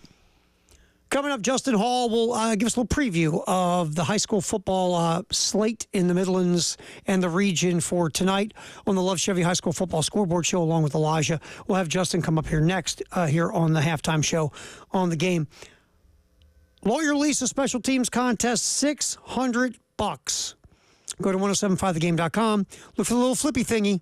When you see the flippy thingy and it says Lawyer Lisa Special Teams Contest, click there, fill out the little form, hit submit, and you're in. South Carolina scores a special teams touchdown this week. On the early game at 7:30 Monday morning, we will draw a winner. It could be you if you have registered. Lawyer Lisa Special Teams Contest. It is football in the 1 o'clock hour, sponsored by Atlantic Windows and Doors, right here on the game, whether you're in Columbia, Florence, Myrtle Beach. Appreciate you. We're doing this till 3, and then the post-game show takes over on the game.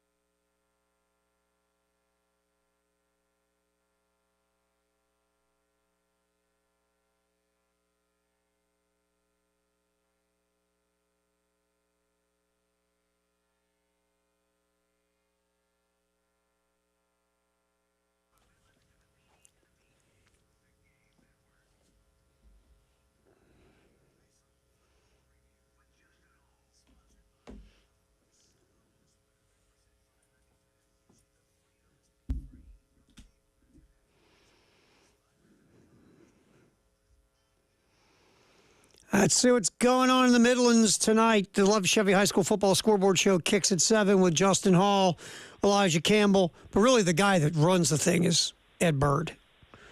So, plus Ed Bird brings in all the cool candy. And yes, those Werthers, man. I've never bought a Werther's original in my life, but I've had plenty from Ed Bird. Man, he is the king of Werthers. They're so, you know what? You eat one, you go, God, these are good. Yeah, again, you don't really go out of your way to get them at the store, but when someone gives it to you, you're like, yeah, these are pretty darn good. I think I'm going to look at Ed tonight when I see him, say, hey, thanks a lot for the Werthers. Could you go buy a couple bags for me? Is that wrong? I'm okay with that. Yeah, okay. I don't Justin. See, I've never seen Justin eating them. So if you don't eat the Werthers, I think my trust level for you drops a lot. Am I wrong with that? I don't know if I can trust you if you don't eat the Werthers. Do I miss that, Justin? Do you pop those during breaks? I'll eat them. I think you might miss it. I mean, I will eat them. There are Werther's caramel apple ones that are delicious. Oh, how good are those? The original. Those things, I'd say I eat them like candy, but they are candy, so I do eat them like candy. Oh man, those are something special. They're actually in my house. I probably should break. I would bring them to the studio, but my wife might kill me. I was going to say, there are certain hills you don't die on in marriage, my man. That's one of them, right there. That's one of them. I've discovered many over my time, my short time. All right, Justin Hall. Okay, here's what we got going on here. Let's hit some of these games that you guys will be yapping about in very, very deep detail tonight on the Love Chevy High School Football Scoreboard Show. Lexington is at Chapin. Let's start off there. All of these are region matchups, so that's just a blanket statement. Lexington has won 5 of the last 6 in this series. They're coming off of a loss to Irmo. Chapin's coming off of a loss to Dutch Fork. Those two are the favorites in the region. This is an opportunity for each of these teams to get a region win, one of them to get a region win. It is a clash of styles. Lexington plays defense. If Lexington wants to win ball games, I don't have this on Coach Curtis's account, and he would probably not like me saying this actually. If Lexington wants to win this game, they got to keep Chapin under 20 points. I don't see how Lexington scores 3 touchdowns half the time. Chapin, on the other hand, really likes points. They like them a lot. They like to score the football. It's a clash of styles, but I don't see Lexington's defense being able to keep Chapin under wraps. So I think Chapin's going to get that first region win tonight, and Lexington's going to be searching for answers at 0-2 in the region. Richland Northeast is at AC Flora. What do you got there, man? Well, Will Wilson's out. Quarterback for Richland Northeast. He's a commit to NC State. He was selected to the Shrine Bowl just this past week, but he might be another 2 weeks away from coming back. His absence last week, Richland Northeast lost that game to Dreher. So AC Flora, the all-quarterback name, Roper Winsky, still one of my favorite quarterback names. And honestly, we're closing in on, it's been a year since I've done this show with our good friend Tommy Moody. I think the Falcons, fly you Falcons fly, as he would say on the air for many years. I think they're going to get the win tonight, and suddenly we're going to see an AC Flora team that's 3-1 in the region and could run away with that region title here late in the year. Roper is a great name. It really is. It really is. I think the next time you have a child, which you're going to have many of them, I predict, go with Roper. I think Roper needs to be the name of one of your kids in the future. We just mentioned Hills to Die On, Ford. We just mentioned Hills to Die On. Careful. You know what? I'll put it in the hat. We'll see what comes of it. But put it in there like 5 or 6 times to cheat the system. Just saying. And nothing I love more. Justin Hall with his co-host with Elijah Campbell, the Love Chevy High School Football Scoreboard Show, 7 to 11 tonight here on 107.5 The Game in Columbia. All right, now we look at undefeated Irmo. They are in a regional battle with River Bluff, both undefeated. Tell me about it. River Bluff won a thriller last week over White Knoll in overtime. Irmo's got a 4-3 edge in the series. They beat River Bluff last year 42-0. That was in non-region play. A.J. Brand was just selected to the Shrine Bowl. Of course, he's committed to Virginia Tech. Gamecock fans might know about Donovan Murph, who has reclassified to this year. That is a big-time target for the Gamecocks. So you always want to keep an eye on him. He's got 50 catches and 675 yards receiving, 4 touchdowns this year. for the Yellow Jackets. This is a game, again, you got two teams that are undefeated in the region. Your Irmo and Dutch Fork are going to play the last week of the season, which is now November 8th. We'll get into that tonight. Again, clash of styles. Irmo struggled a little bit against Lexington's defense last week before ultimately taking care of business. This one's at home against the Gators. River Bluff's a really good football team, and if River Bluff were to spring the upset tonight, which I don't think will happen, but if they spring the upset tonight, suddenly you're looking at this Gator team going, wow, maybe they could hang with Dutch Fork here in a couple of weeks. Should be a really good one. But could they? Really? They could. Could they? They could. Okay. I mean, White Knoll beat Dutch Fork last year, so it's not out of the realm of possibility. Speaking of Justin Hall, guess who's at Dutch Fork tonight? You know what? That's called putting it on a tee. White Knoll is at Dutch Fork. I love a good segue and not the motorized scooter. White Knoll beat Dutch Fork in regular season play last year, but lost that state title game 21-6. It was a rough end of the year for White Knoll. They've only won 3 times against Dutch Fork in 23 games. I don't think they win tonight. I think White Knoll is trying to figure some things out under Coach Nicholas Pelham. Defensively, White Knoll's really good. The problem is Dutch Fork doesn't allow very many points at all. They scored, I think, 3 times last week, and they ran 2 offensive plays. So you're going to have to contain this Silver Fox team, which is operating at full strength, has been all season. Coach Tom Knotts has a really good reputation of winning football games. Shocking. I think they just continue to roll, and they're the team to beat in that one side of Class 5A. All right, finally, tonight, Airport. Know anybody that went there? I know a few. Deuce Staley went there. Justin Hall and Deuce Staley, what 2 most famous alum? Hey, not going to argue it. No, I'm sure there's one that I'm missing. I'm at least third. All right, Airport is a great collegiate. Give me a little heads up on this one. Well, the heads up you need to know about is this region was ravaged by Hurricane Helene. I don't think Airport's played in like a month. Neither has Gray. But both of them are undefeated in region. Airport's got 1 win, maybe 2 on the year, I think, but they're undefeated in region. And so is Gray. They're both 1-0 in the region. Got a shot here to get a leg up in your region play. The schedule has been shaken up. Everything's changing. Airport plays really good defense. The only problem is they do have a freshman playing quarterback, and a freshman in high school starting at quarterback can be a recipe for disaster. But you're at Gray. Gray is uber talented, very good football team. If Airport can get a win tonight, I think that would open up a lot of people's eyes that, oh, maybe this is a team that can actually win a game or 2 in the playoffs should they get there. And, of course, I always like to throw in a preview of the Airport Eagles because those are my guys. That's my school.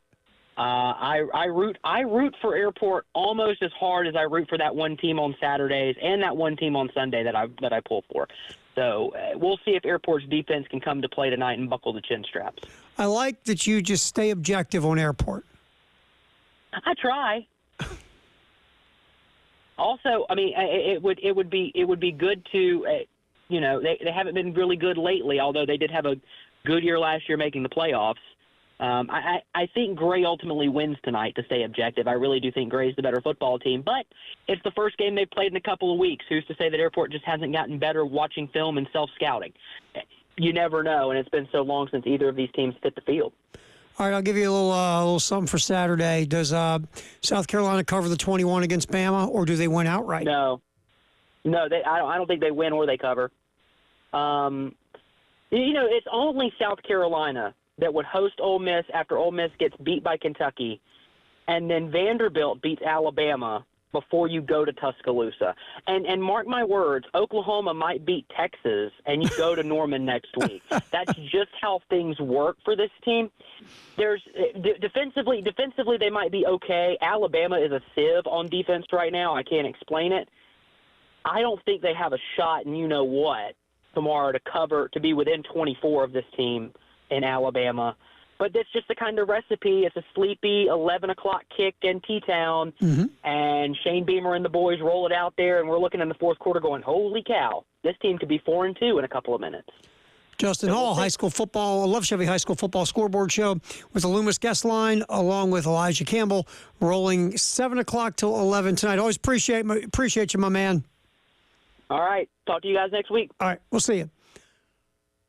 The Firehouse Sub text of the hour is next, 803-404-6100. We're doing football in the 1 o'clock hour, sponsored by Atlantic Windows and Doors. It's a halftime show on a Football Friday. Terry Ford, Tyler Head on the game.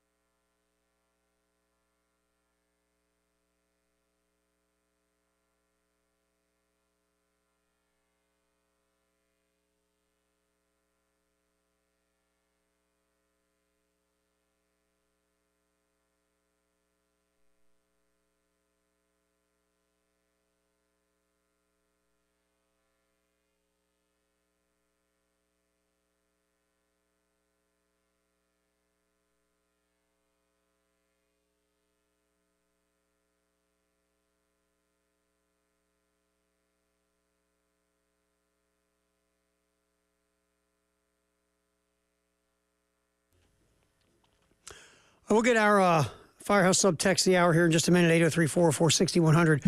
Real quick, though. Again, we want to thank you if you helped us out with our charity drive the last 3 days. And obviously, we want to thank all of our partners as well. the churches, the business community, the folks, everybody who stepped in to get this charity drive going. And obviously, if you gave, we had a place. It was called Gripple. Was this business, and Spud listens to the station, listens to us here, and he heard what we were doing. Gripple went out and spent $1,000 on non-perishable items to bring to us. So we appreciate what Spud and the folks at Gripple did. Thank you very much for that. Again, 2 semis full. First trailer, 26 pallets. So I'll go over the numbers really quick that I got here. That Jeannie just texted me, our promotions king, Jeannie. Let's see here. First trailer, 26 pallets of supplies, North Side and Springs Church destination, Chesney City Hall. Second trailer, 19 pallets of supplies, North Side and Brooklyn Northeast Baptist and Brooklyn Baptist. First Baptist in Spartanburg it goes to. 2 53-foot trailers, 2 box trucks, 3 pallet jacks, forklift, 200 boxes, 45 pallets, 4 churches, 16 rolls of shrink wrap. Wow. It's a lot of shrink wrap. So Spud with Gripple donated $1,000 in supplies. So we want to thank Spud, folks at Gripple, the churches that helped us out. Yeah, awesome. Thanks, everyone, for their help in getting this stuff together for the people in Spartanburg, Greenville, and Asheville, North Carolina. I'll say, thankfully, this other hurricane that went across Florida in the past couple of days is not coming up the coast to make things worse. Yes. So. Yes, again, feel bad for the people in Florida, but glad it didn't come up and get us. Did you see the trop? What happened to it? Yeah. The roof's gone. Yeah, roof is gone. Yeah. I wonder if that means they really have to go build a new ballpark now. I don't know. I mean, it's been the desolate airplane hangar for, God, how long has that thing been around now? Well, late 90s? Yeah, airplane hangar with bases is what I call it. It was only built to lure the Chicago White Sox. Was it? Really? Yep. Because the White Sox, again, they're the number 2 team in Chicago. They wanted a new ballpark. They weren't getting a new ballpark. Sure.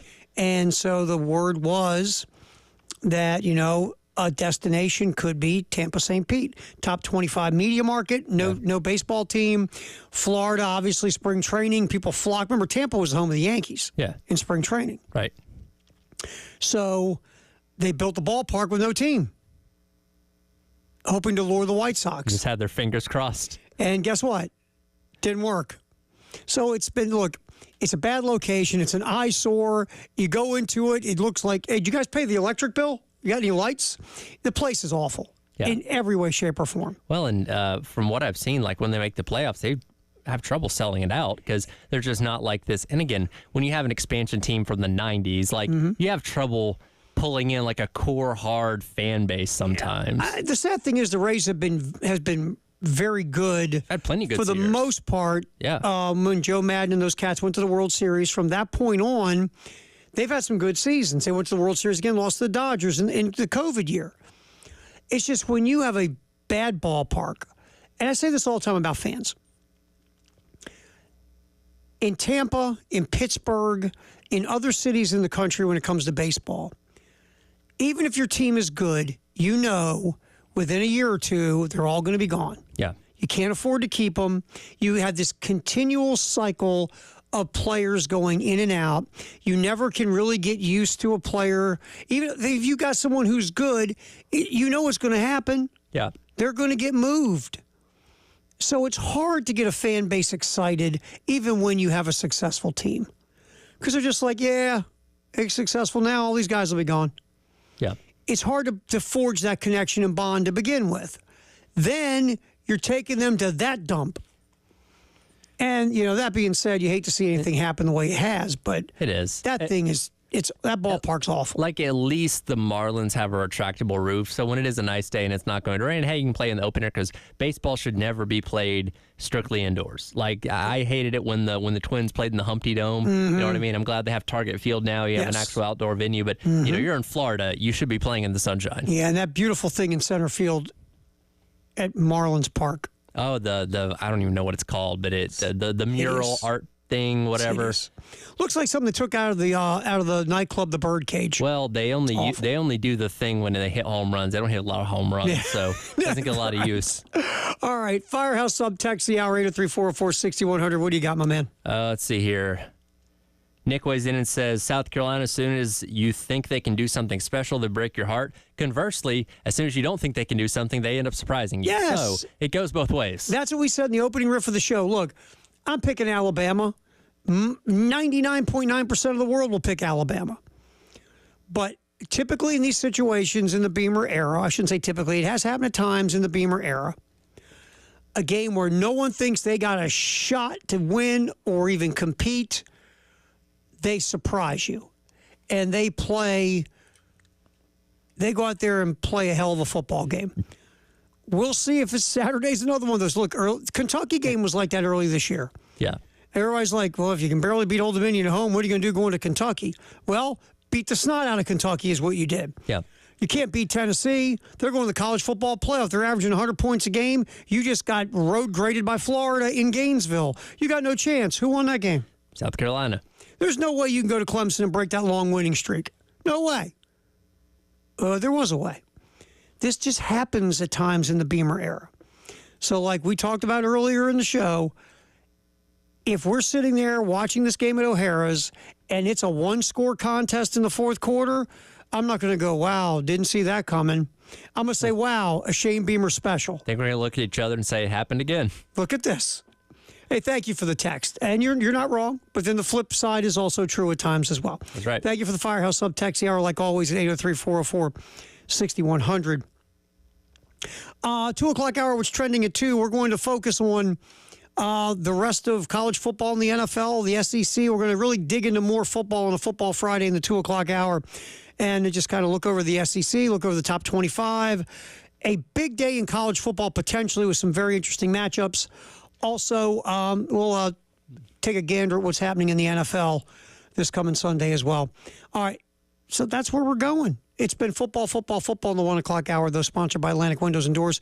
We always appreciate them sponsoring. And obviously, Men's Clinic of South Carolina sponsors the show every day, all the time. Since we're appreciating everything and everyone, thank you if you're watching on our YouTube channel, The Game TV. You just go to YouTube and you find The Game TV and you pop it. Maybe you're listening in Columbia at 107.5 The Game.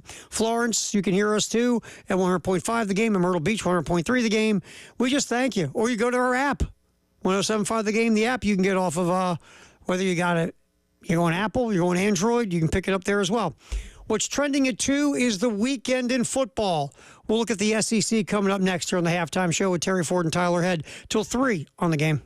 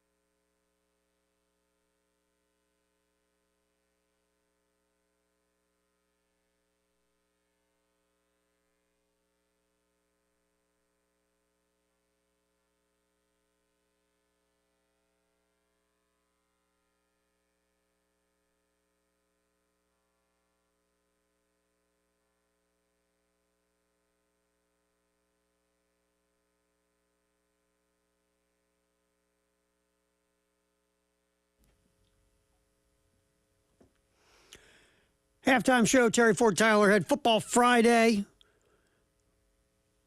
Time to hit what's trending at 2 here on the game. And what's trending besides South Carolina, Alabama, Bama 21-point favorite. Real quick before we get to the SEC. You brought this up. You and I were yapping earlier. And, you know, when you did the audio, what was it? I guess Kalen DeBoer Talk Monday, right? Yes, he did. And in Kalen DeBoer's Monday presser, what's the one thing they didn't talk about? South Carolina. They didn't talk about the game coming up. It's too busy. What happened against Vanderbilt? What are you going to do to fix this? What kind of shirt you're going to wear? Did you hire a food taster? Is anybody starting your car for you? Do you understand that Goofso and Paul Feinbaum are screaming for 10 minutes about what you need to do and understand what Bama's all about? It was nothing about the game this Saturday. Yeah, he gave the usual generic coach thing. Carolina's a well-coached team, and, you know, they're coming off of a tough loss, too, and blah, blah, blah. But past that is like, hey, coach, why'd you guys lose to Vanderbilt? Right. That's all they want to talk about. Let's get the one Shane Beamer cut since it just hit me, Tyler. The one about saying basically, hey, you know, everybody's talking about Alabama being upset and mad. Well, you know what? We're upset and mad, too, or we better be, because we just got beat just like Bama got beat. Fire that one up real quick. I don't know if it matters, to be honest with you. I think for us, it's what we have to do for us to go play well, and we knew we had a big challenge in front of us, whether Ole Miss had won or lost the week before, whether Alabama had won or lost the week before. I think, you know, it's really about which team prepares the best way to play. I hear people say, well, Alabama's going to be mad and upset because of the way they played against Vanderbilt. Well, we better be upset about the way we played against Ole Miss. And I would be disappointed if we didn't come out there and play with an edge on Saturday, like I'm sure Alabama will also. Yeah, I mean, and that's a good point, that you should be pretty annoyed about what you did on Saturday. And you should throw that into this week's preparation and be super focused and super ready to go with intensity and all those other things you need to take to the table in Tuscaloosa. Because you know Alabama's going to be. Oh, yeah. There's no doubt.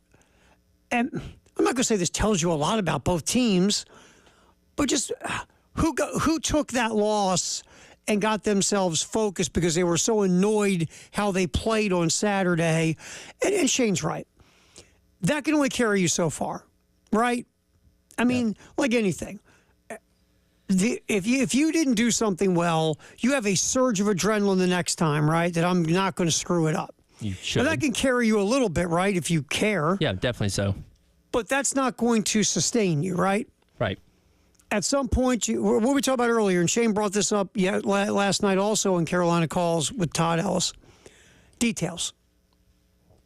At some point, that surge of adrenaline goes away, right? I'm going to get him this time, blah.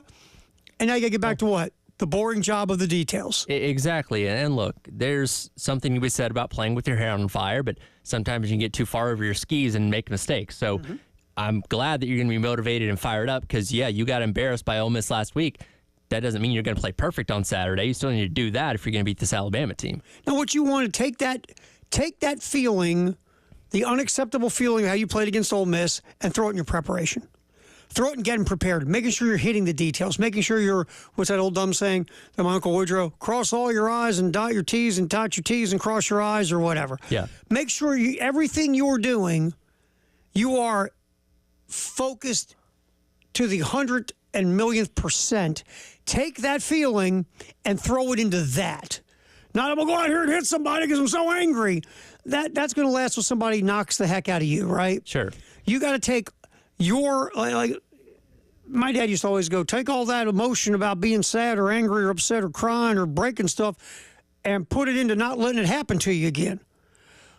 Take all that and use it to make sure this doesn't happen to you again. Yeah. Getting angry and busting stuff up is good for a second, right? Oh, sure. That's momentary relief.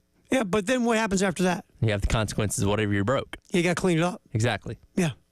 And then if you broke something, you got to replace it, and you got to go replace it. Yeah. So take that energy instead and focus on, okay, how do I make sure this doesn't happen to me again? Yeah. That's really what you need to do this week. So, and both teams, not just one, both of them. And now, when you look at it on paper, okay, if South Carolina is locked in and focused to 100%, and so is Alabama, I still think Alabama wins on paper in that matchup because they just have a more loaded and deeper team. That doesn't mean they're going to win the game necessarily, but their 100% is a little different than South Carolina's 100%. Sure. They got a better roster on paper. They just do. All right, so that game obviously is a noon kickoff on ABC, ESPN Plus. Right now, Alabama's a 21-point favorite. The over-under is 50. Also at noon, Missouri. So weird. It's going to UMass to play Marcus Camby, and I don't know. It's just bizarre. Well, those 3 fans in attendance are going to be excited for that one. You think 3? Yeah, it's homecoming. Is that a sellout? Yeah, it's homecoming. Homecoming. UMass, who is 1-5, will host Missouri. Missouri's a 27-point favorite. This is just that game where you want to get the taste out of your mouth of last week, where you got boat raced in College Station. Yeah, you got humbled is what you did because, man, we know Eli likes to talk, and for the past year and a half, he's had a lot of things to talk and brag about. Mm-hmm. None after. Have you heard anything from Eli this week? I was getting right here. We got something right here's Eli talking about the A&M game. Yeah. There you go. Usually at least once a week you have like one little clip that goes viral of him saying something or, him being Eli, but he's been pretty quiet this week. Safe to say that Missouri should get right in Amherst. They should. Now, they go in there and they're still hungover from that loss and you're down 17-3 at halftime in this one. Maybe don't come back to Como. Tell you what, those 3 people will storm the field, though. Yes, Homecoming queen, be nuts. Red River rivalry, Texas is a 14.5-point favorite. I just don't see how Oklahoma scores enough to win this game. Yeah, they have the worst offense in the SEC. Michael Hawkins, who is better than Jackson Arnold, but he has not done anything to wow you quite yet. He's done a good job protecting the football, which is something that Jackson Arnold wasn't really doing all that well. But I agree with you. They're down Deion Burks again for the second week in a row. Like, they just don't have the pieces on offense to go out there and score north of 30 points, which is what I think you're going to need to beat this Texas team. You know what I see? I see like the defense can hold you in it for a bit, maybe the half, but at some point, when you keep seeing your offense 3 and outing and 3 and outing and 3 and outing, your defense is going to finally break. And that's what good teams like Texas will do to you. They will just wear you down and then just run over you in the second half. So, yeah, maybe it's, 14-6 at halftime. Okay, Oklahoma's still in this. Well, then you get in the second half, 21-6, 28-6, 35-6, and then Texas just running away with it because, like you said, that Oklahoma defense could be gassed because they've been on the field for 22 of the 30 minutes of the first half. And look, the Oklahoma offense is nothing like what we saw under Jeff Lebby or you saw obviously under Lincoln Riley.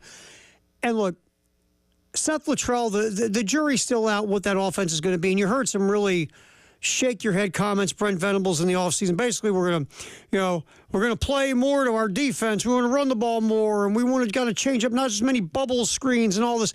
Basically, Brent Venables wants to play 1982 football. Which he's a defensive guy. That makes sense. And look, he's only in his, third year as a head coach now. So sometimes you have to have that reality check of, we can't play this way. We gotta get with the times. And if you're an Oklahoma Sooner fan, you hope this guy at the end of this year, this dude understands you got to play offense in this era. Yeah. You can't be playing like, it's 1973. By the way, did you see the new Dr. Pepper commercial? No. So they have a commercial that features Quinn Ewers because he's already doing the Fansville stuff and Michael Hawkins. So they originally were going to have Ewers and Jackson Arnold like in this commercial opposing each other, obviously. For the Red River they had to replace him with Michael Hawkins because Jackson Arnold got benched a couple weeks ago. Use the guy that's on the bench. So not only do you get benched, you lose your spot in a national commercial. So it meant you lost some dough. Yeah. Jackson Arnold's probably lost a lot of dough so far. It is... You know what? He's still a young kid. He can turn it around, but it was not good. No, and he either turns it around at Oklahoma or somewhere else in the portal. Yeah, I might go with the latter. Yeah, it didn't start well for Jackson Arnold. And again, that offensive line is awful. Let's just start there.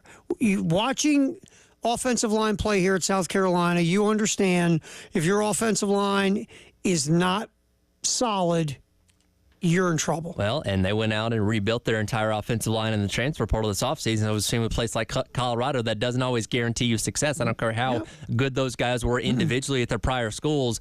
They may not work together as one unit. Right, because it got to be one set of eyes. That's what we always hear. Georgia will host Mississippi State. Georgia's, 144-point favorite at home. My thing, they get off to such slow starts. They do. They're touchdown against Auburn in the first quarter Wasn't it was the their first one? Yeah. first quarter touchdown against an FBS team this year. Yeah, they've started slow. You hope they picked, you hope at some point it starts to click. Like it did in the second half against Bama. You're like, okay, there it is. Yeah. There it is. And we'll see, because it's still the best team in the SEC. That game, obviously, it's an afternoon kick, 4:15 on the SEC network from Athens. 7 o'clock ESPN. Florida goes to Knoxville. We've talked about South Carolina, drawing the short stick, getting Ole Miss coming off of a loss. Then you get Bama coming off of a loss. Well, Florida gets Tennessee coming off of a loss. At home, I think Tennessee course corrects. Can I play devil's advocate? Saturday night. Go for it. What if Florida wins, though? I know we haven't entertained that possibility because we just assumed Florida was going to be bad. They have won the past two. Yeah, the Mississippi State and a Central Florida team that isn't as good as we thought they were. But what if that's worth something? What if, and Tennessee's reeling off this loss to Oklahoma, what if Florida went into Neyland Stadium and won this game? You would have one angry fan base in Gainesville. Probably so. They want Billy Napier to lose. Some of them. I get where you're going. If Florida's defense was better, I might buy into it, because really, to be fair, Graham Mertz has really got it going here lately, playing much better. Yeah. And they have some weapons on offense in the receiving room, Florida. But that defense is so bad.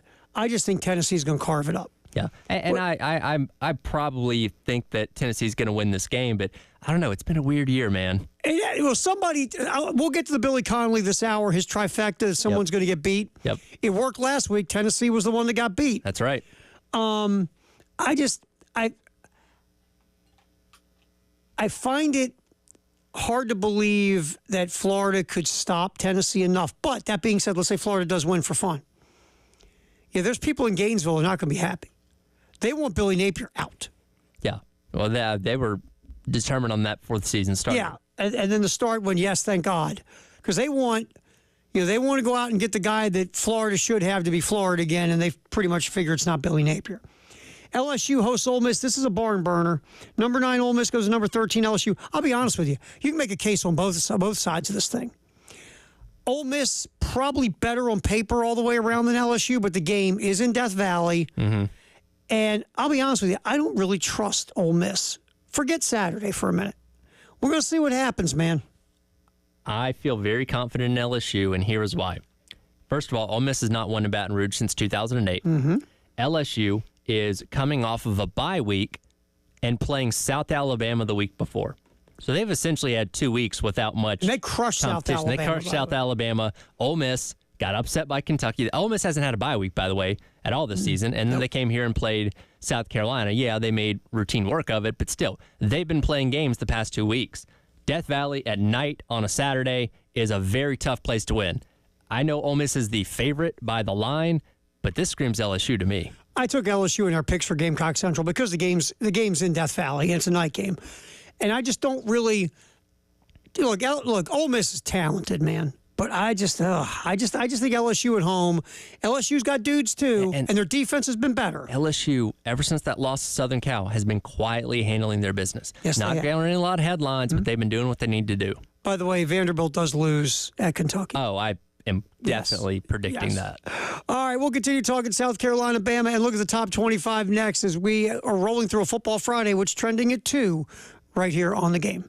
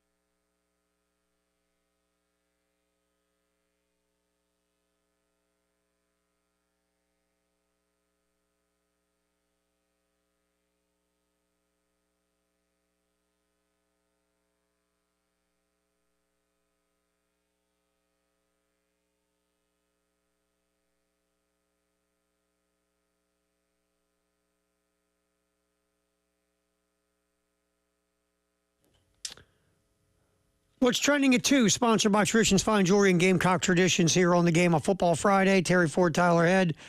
Appreciate you hanging out with us as we roll through right now. We're still talking Bama and South Carolina. We'll continue. Get some more Shane Beamer from Carolina calls. Also might even pop in a Charlie Potter from Bama Online, who was on with Tyler and Wes and Chris, Gamecock Central Takeover Hour. The top 25. This must be a juicy week, Tyler. We're finally, I feel like through the first month of the season, there have been good games, obviously, but I don't think we've seen a full slate of games that are appealing beforehand. There have been plenty of games, obviously, that end up being a lot more appealing as they're happening and coming down the wire. But as far as like attractiveness before the weekend gets here, like this one's a good one. Oh, it absolutely is a good one. And what's interesting about it is we got some games that are, weird matchups in new conferences, right? Yeah, still getting used to that. And like if you flip down, I mean, we obviously have Texas, Oklahoma, Red River rivalry now is an SEC game. But, you have some interesting stuff like Cal at Pitt. Great ACC matchup. Classic ACC matchup. And who doesn't lather up the thought of this iconic, legendary Big 12 tilt between Arizona and BYU? We have again, it's that kind of day where we have those few games where. Well, when I think Midwest, I think Utah and Arizona. Who doesn't? Exactly. Rolling hills, waves of grain, the whole 9 yards. But then we also have, which is good. This one, I hope, is as good as I think it will be. And it goes back to the 30s in the Big Ten. Ohio State traveling to Eugene to face Oregon. Classic matchup. Yes. Look, I think Ohio State wins. I just think they're better on paper. I know Oregon at home is tough. Mm-hmm. Look, let's be honest. When's the last time Oregon won a game like this against this kind of a team? Fair. Can I also ask you a question? Mm-hmm. What do you know about Ohio State besides the roster? All I know is they've beaten no one but Iowa. But the flip side is Oregon almost lost to Idaho and Boise State. That is very true. That was in the first 2 weeks of the season, though. They have gotten better since then. But who have they beaten since then? That is true. Here's a stat for you. Mm-hmm. Of the 9 Big Ten teams that have had to travel more than 2 time zones so far this season, they are a total of 1-8. The only one that has won was Indiana going to UCLA, and Indiana had played the Friday the week before, so they had an extra day.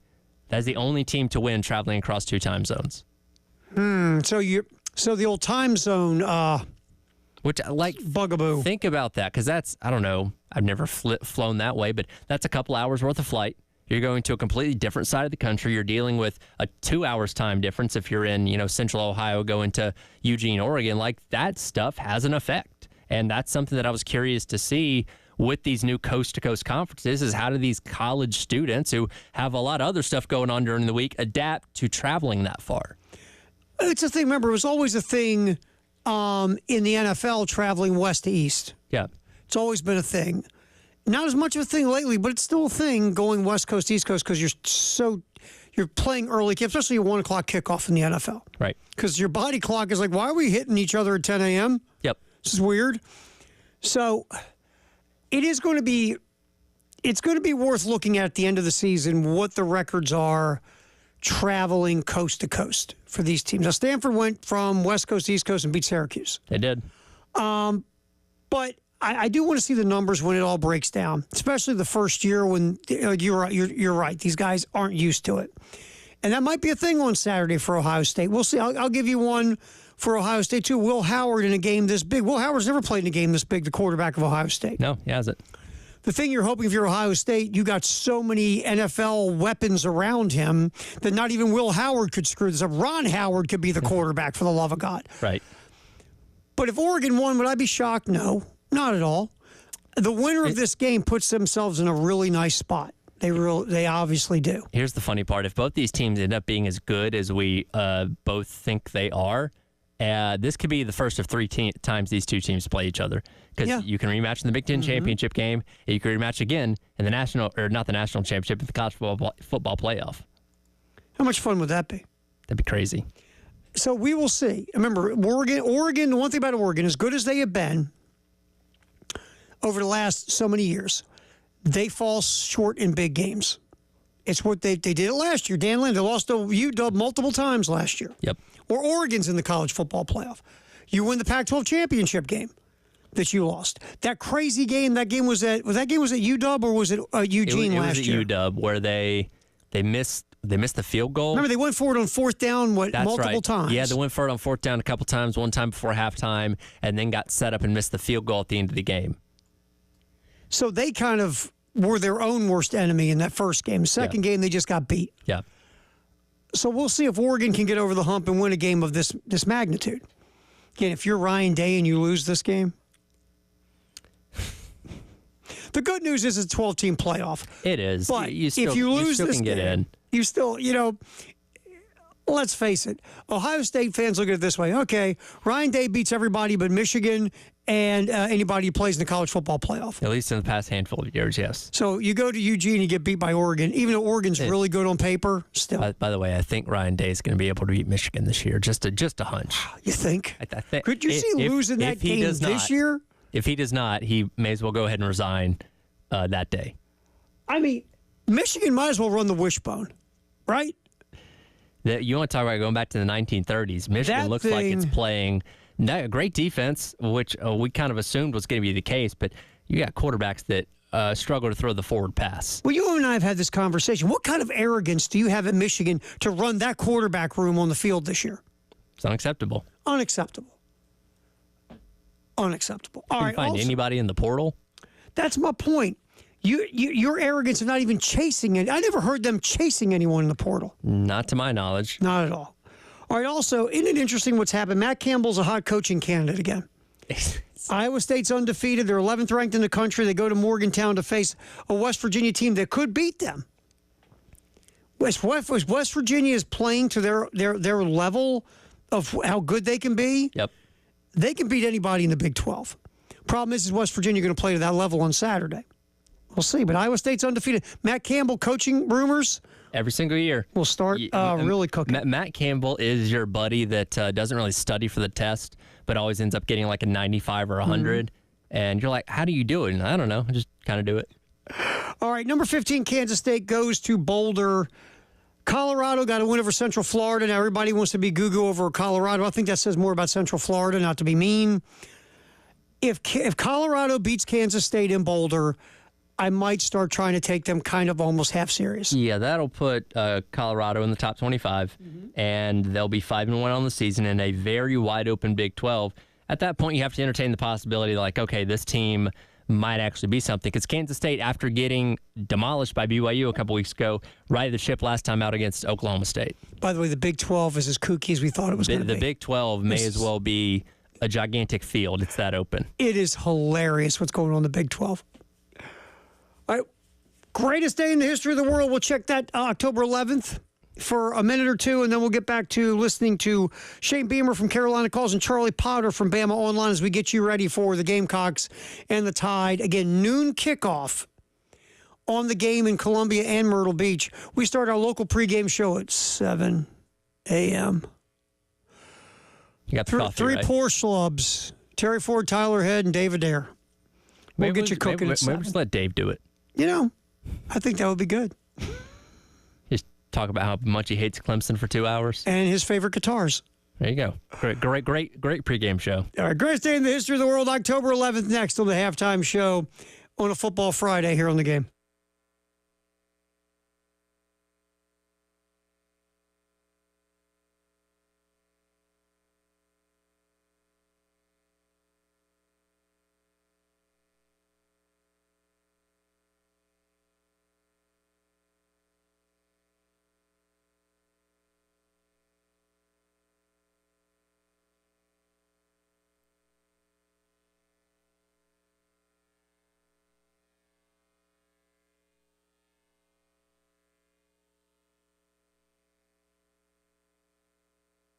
You know, I'm looking at my computer here, and the nestshowroom.com comes up on my computer, and the little thing says you visit often. because we go there all the time just to look at the showroom while we talk about the Nest and the things they can do for you if you want to get new appliances, if you want to get new fixtures, new lighting, maybe a new tub for the bathroom. There are so many fantastic things at the Nest that can improve the look and the feel of your home and the livability. Call 803-978-2025. Just set up just a visit. Sit down with one of the experts. Over 70 years of experience at the Nest. They know what's up. You call 803-978-2025. Tell them what you want to do, your dreams, your vision, and your budget. The Nest will make it happen for you. You go through that showroom, you will walk out feeling happy in what you did. Again, go to thenestshowroom.com to check it out. 803-978-2025. Make that phone call. The Nest, 1331 Gadsden in the Vista. Make that call. Change your home. Go to the Nest.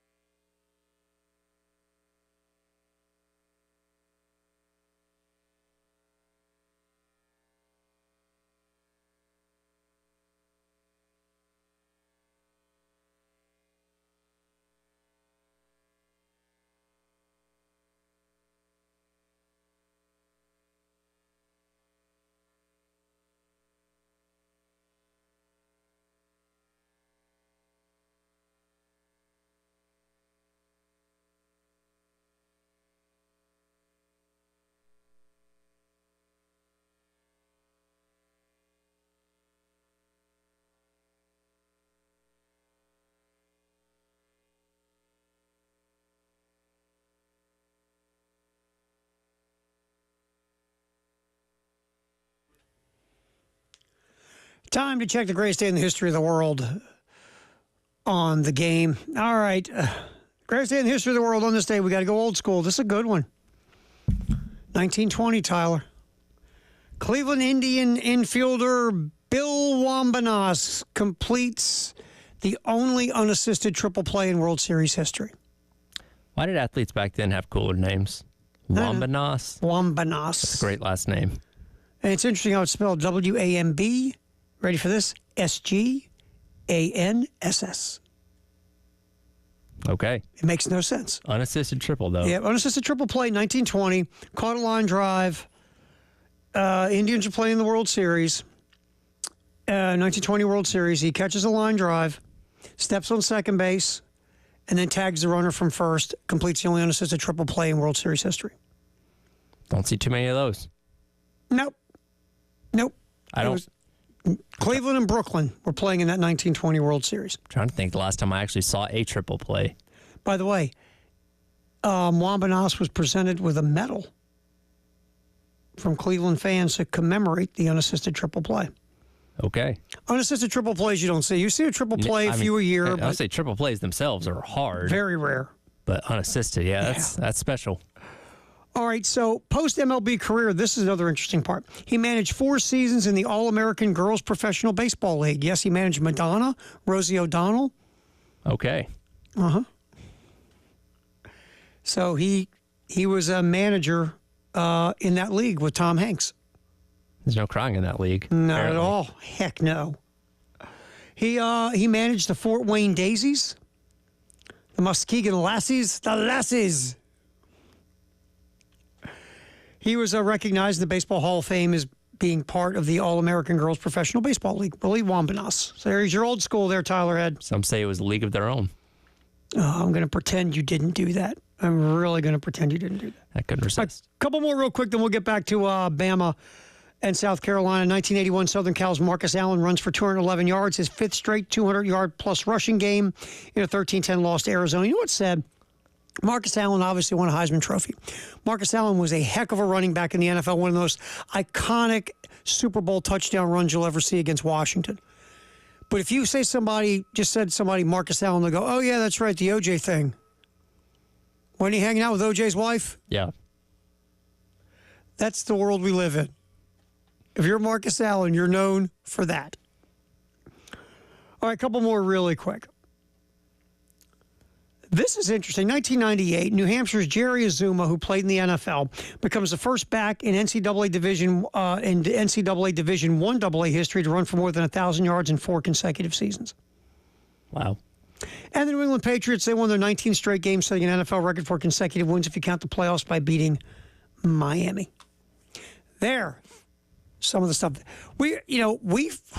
Because the way we live and New England has gone off the rails so quick, we've forgotten how iconically dynasty-like they were for so long and how we got to the point as a fan base in America that they were so hated because they were so good. Yeah, they were perfect. Like They were the evil empire. it didn't matter what you threw at them; they could win. How many times did Bill Belichick throw out a random running back, or all right, receivers are hurt. Here's some guy you've never heard of. They signed off of a practice squad, and that week, and they'd go out there for $120 and have the game-winning touchdown. No, sure, because it was a system. This is one thing that turned Belichick sideways about quarterbacks. The year after they ran the perfect regular season, he got beat by the Giants. Tom Brady was hurt in week 1. Yep. They rolled out Matt Castle Who won 11 games. Never started a game in college. Nope. Was it Carson Palmer he backed up or Matt Leinart? I think it was Leinart. Yeah, Leinart. He was only known as Leinert's backup. Mm-hmm. And because the Patriots always draft obscure guys, they picked him up and went out there and won 9 games with him. It's unreal. And so no matter what New England would plug in, it would work. And they always got rid of guys at the perfect time. They brought in guys who, like a Corey Dillon, who bought in. And New England would show up basically Belichick would show up and walk across the field to the opposing coach and say, okay, bub, I got a question for you. It's multiple choice. How you want to lose today? You want to lose low-scoring slobber knocker? You want to lose in a high-scoring back-and-forth affair? Tell you what, why don't you think about it and let me know before the start of the game? Because we'll beat you either way. Just let me know. Make our lives a whole lot easier. Yeah. What they did, we will. And Kansas City, look, everybody wants to look. I love Andy Reid. I'm a Mahomes guy. Kelsey entertained me. He's a goober. But Kansas City has a long way to go to be New England. Kansas City does not feel like a machine. No. The Patriots at the height of their dominance felt like a machine every single year that if you didn't get out of its way was going to eat you alive. Yes. And it would be painful, by the way. The eating would be it wouldn't be quick and painless. The eating would be painful. And again, it took a Peyton Manning team or a playoff Joe Flacco team or Ben Roethlisberger and the Steelers. It took elite teams to bring them down. Oh yeah, absolutely. And then think about this: lost twice to the Giants.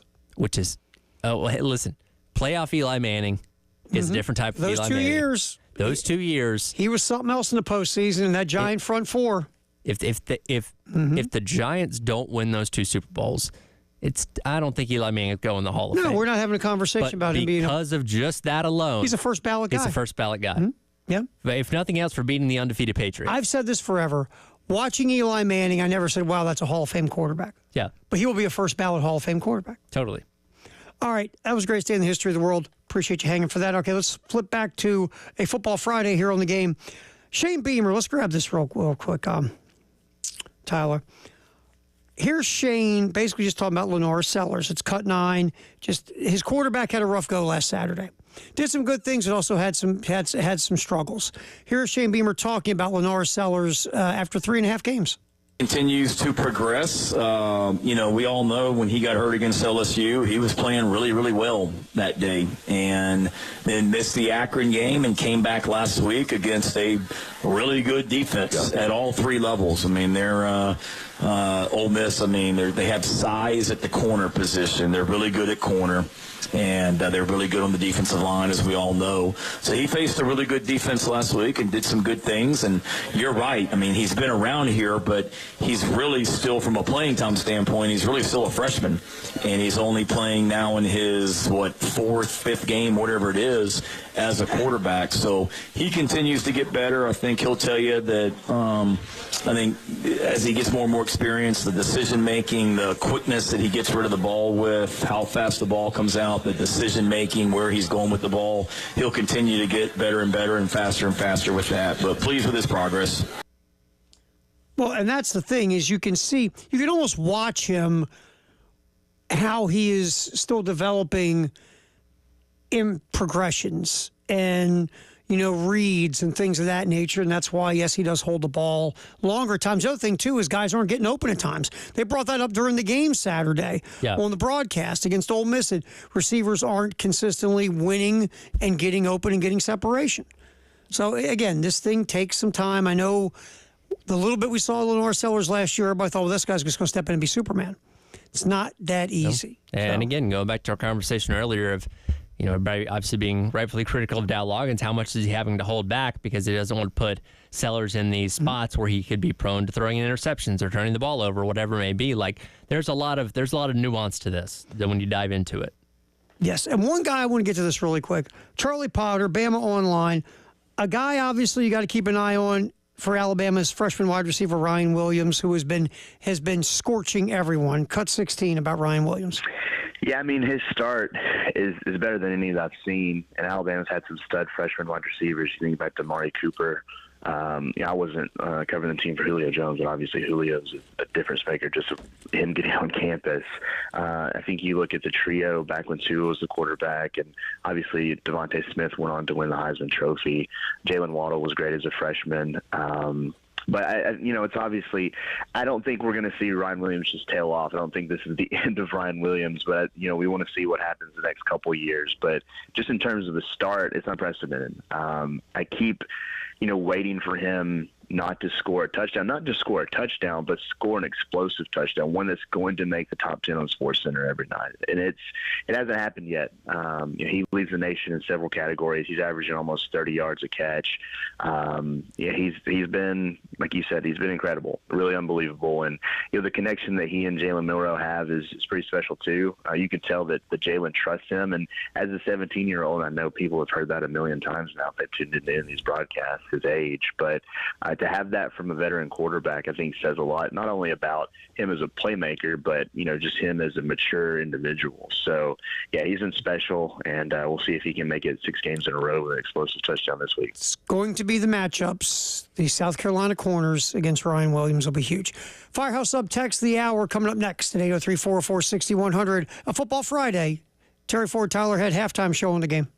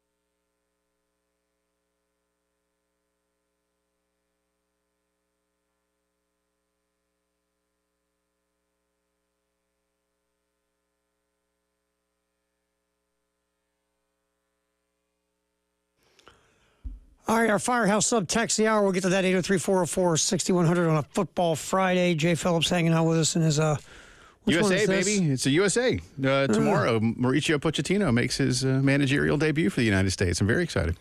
I nodded off. What was you saying? I nodded off. That's the top of Terry's watch list for tomorrow. Forget that college football tomorrow. I'm going to jump in on that. I'm not forgetting college football. Just I can multitask. Can you really? Yes. Yes, I can support my nation and watch football all at the same time. And that's you can support your nation in spirit, though. Yeah. No, I'll be supporting my nation by watching football and flipping around to USA Panama for a little bit. So basically he's saying we don't support our nation. We're not good Americans because we won't be doing that. Apparently not. Correct. I guess. Is that what you're saying? We're not good Americans? I am. You're okay. We're not great Americans like him, apparently. That's right. Exactly. You're a better American than us. Is that what you're saying? I'm not saying. You said it. All right, 803-46100. Jay kind of gives you the side eye when you stand for the national anthem next to him. Like, you're not as patriotic as me. That's right. Will you stand back a little bit, bub? Yep. What do you got there on the old text line? We were previewing the Ole Miss LSU game. Nameless Texter says, what's the over-under on the Ole Miss injury timeouts tomorrow? 13.5. Look, that stuff, and I can't figure out how. I get it. You're within the rules. It's gamesmanship. It's stopping momentum. It's slowing. I hate it. I hate it. Yeah, it drives me bleeping insane. And I'm dead serious when I say this. The way you just reacted is exactly what Lane Kiffin wants. I know. I'm dead serious. I know. That's what he wants. He wants Shane He wants you to yes. not only be frustrated from a football standpoint, he wants it to genuinely make you angry because then your emotion begins to cloud your more clear judgment. Get out of what you're supposed to And then, be. like, the next thing you're thinking is, bleep. Oh, I'll just pull my headphones out. But, like, bleep, bleep, bleep, bleep. Let's throw a bomb. And then it gets picked. But that's what it is. As a fan, I hate it. But as the opposing coach, you got to block all that mess out and play football. And none of them can. Because they're all so competitive. Well, plus two, we all know he's jobbing the system, right? And as a coach, you're over there going, why don't you just play me straight up, dude, and cut this namby-pamby Nancy boy stuff out? Because he doesn't want to. No, because he wants to make you angry. He's doing exactly what you're saying. Plus, again, if you're like that Tennessee Ole Miss game a couple of years ago when they were throwing batteries and cars at Lane and golf balls and everything at Knoxville. Yeah. That game lasted 12 hours because both teams kept faking injuries to slow down the other fast offense. Yeah. I was like, oh my God. The only thing that's going to work is for another opponent to do it to him.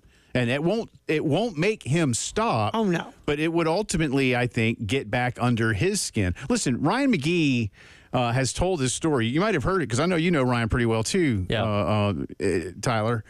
When Ryan and his brother were little and Monty Kiffin was coaching at NC State in some capacity, Ryan's dad and Sam, his brother, their dad was a long time, very successful college football official.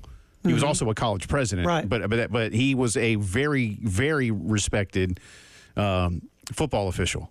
Like, did high-level stuff. But anyway, they remember one time being, and it's in one of Ryan's books, they were playing like end-zone football at Carter Finley one day.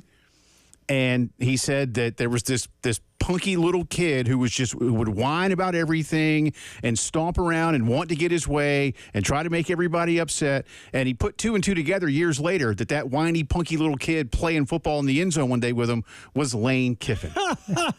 It's in one of his books. Are we surprised by that at all? It's in one of his books. That's hilarious. And that was, so no. And like you said, you hate it. We all do. He knows that. Oh, I know. I'm dead serious. I'm not like defending it either. No, I'm just saying he doesn't just want you frustrated in the football moment. Well, it's another Lane Kiffin poking you. Yeah. Over and over again. Absolutely. It's really tough because my first thought is, what are you going to do about it? How do you police it? Because what if J.J. Pegues is hurt? Right. Not the other 16 times where he looks to the sideline. My favorite part of this is how phony it is. You look to the sideline and the get down coach tells you to get down, and then you just fall down. Yep. Yeah. But again, when it's injuries, you're really playing with fire because That's what if it. he is actually hurt? Because You what if a can't- guy's really It's hurt? really hard to put a perimeter around this thing. Well, I don't know if y'all heard what Elijah and I said about this before the game last week, but we said this either last Thursday or Friday, is you get, because somebody texted this in and then we just kind of rolled with it from there. You take like the stretcher crew, like in soccer or in some other sports, like they'll Sure. have the stretcher crew. Yeah. And they like sprint out there with the stretcher. And I'm like, yeah. Like get out there and just and immediately, and don't have it be like their stat. Like it's just just you're- get them off the field. Get him off the field. Yeah. Get like put like you okay? You okay, buddy? You okay? You know, and even get like kids from the drama department in scrubs to run out there. Like listen, is everything okay? Or remember the old at the circus, you had the clown car and all Right. the clowns. Let's dress them up in the clown car Yeah. and the clowns and go out and get the guy. No, if you want to clown us, let's treat You it as a have clown to show. ride an ambulance off the field if you get injured. Yes. Every time. The only way that you're gonna begin to stop it is again to do it to him to a point where it begins to rattle his team in some way. It just, But nobody else wants to do it. So yeah, it just. But he knows what he's doing. Oh, sure he does. He's a. 13.5, by the way, to answer the texter's question. That's the over-under number, 13.5. I got the What do you got over. coming up, man? Langston's coming on. We'll talk some football. I got to meet Langston's family this week. Yeah, Very they're good cool. people. Post game shows next. Nice job, Tyler.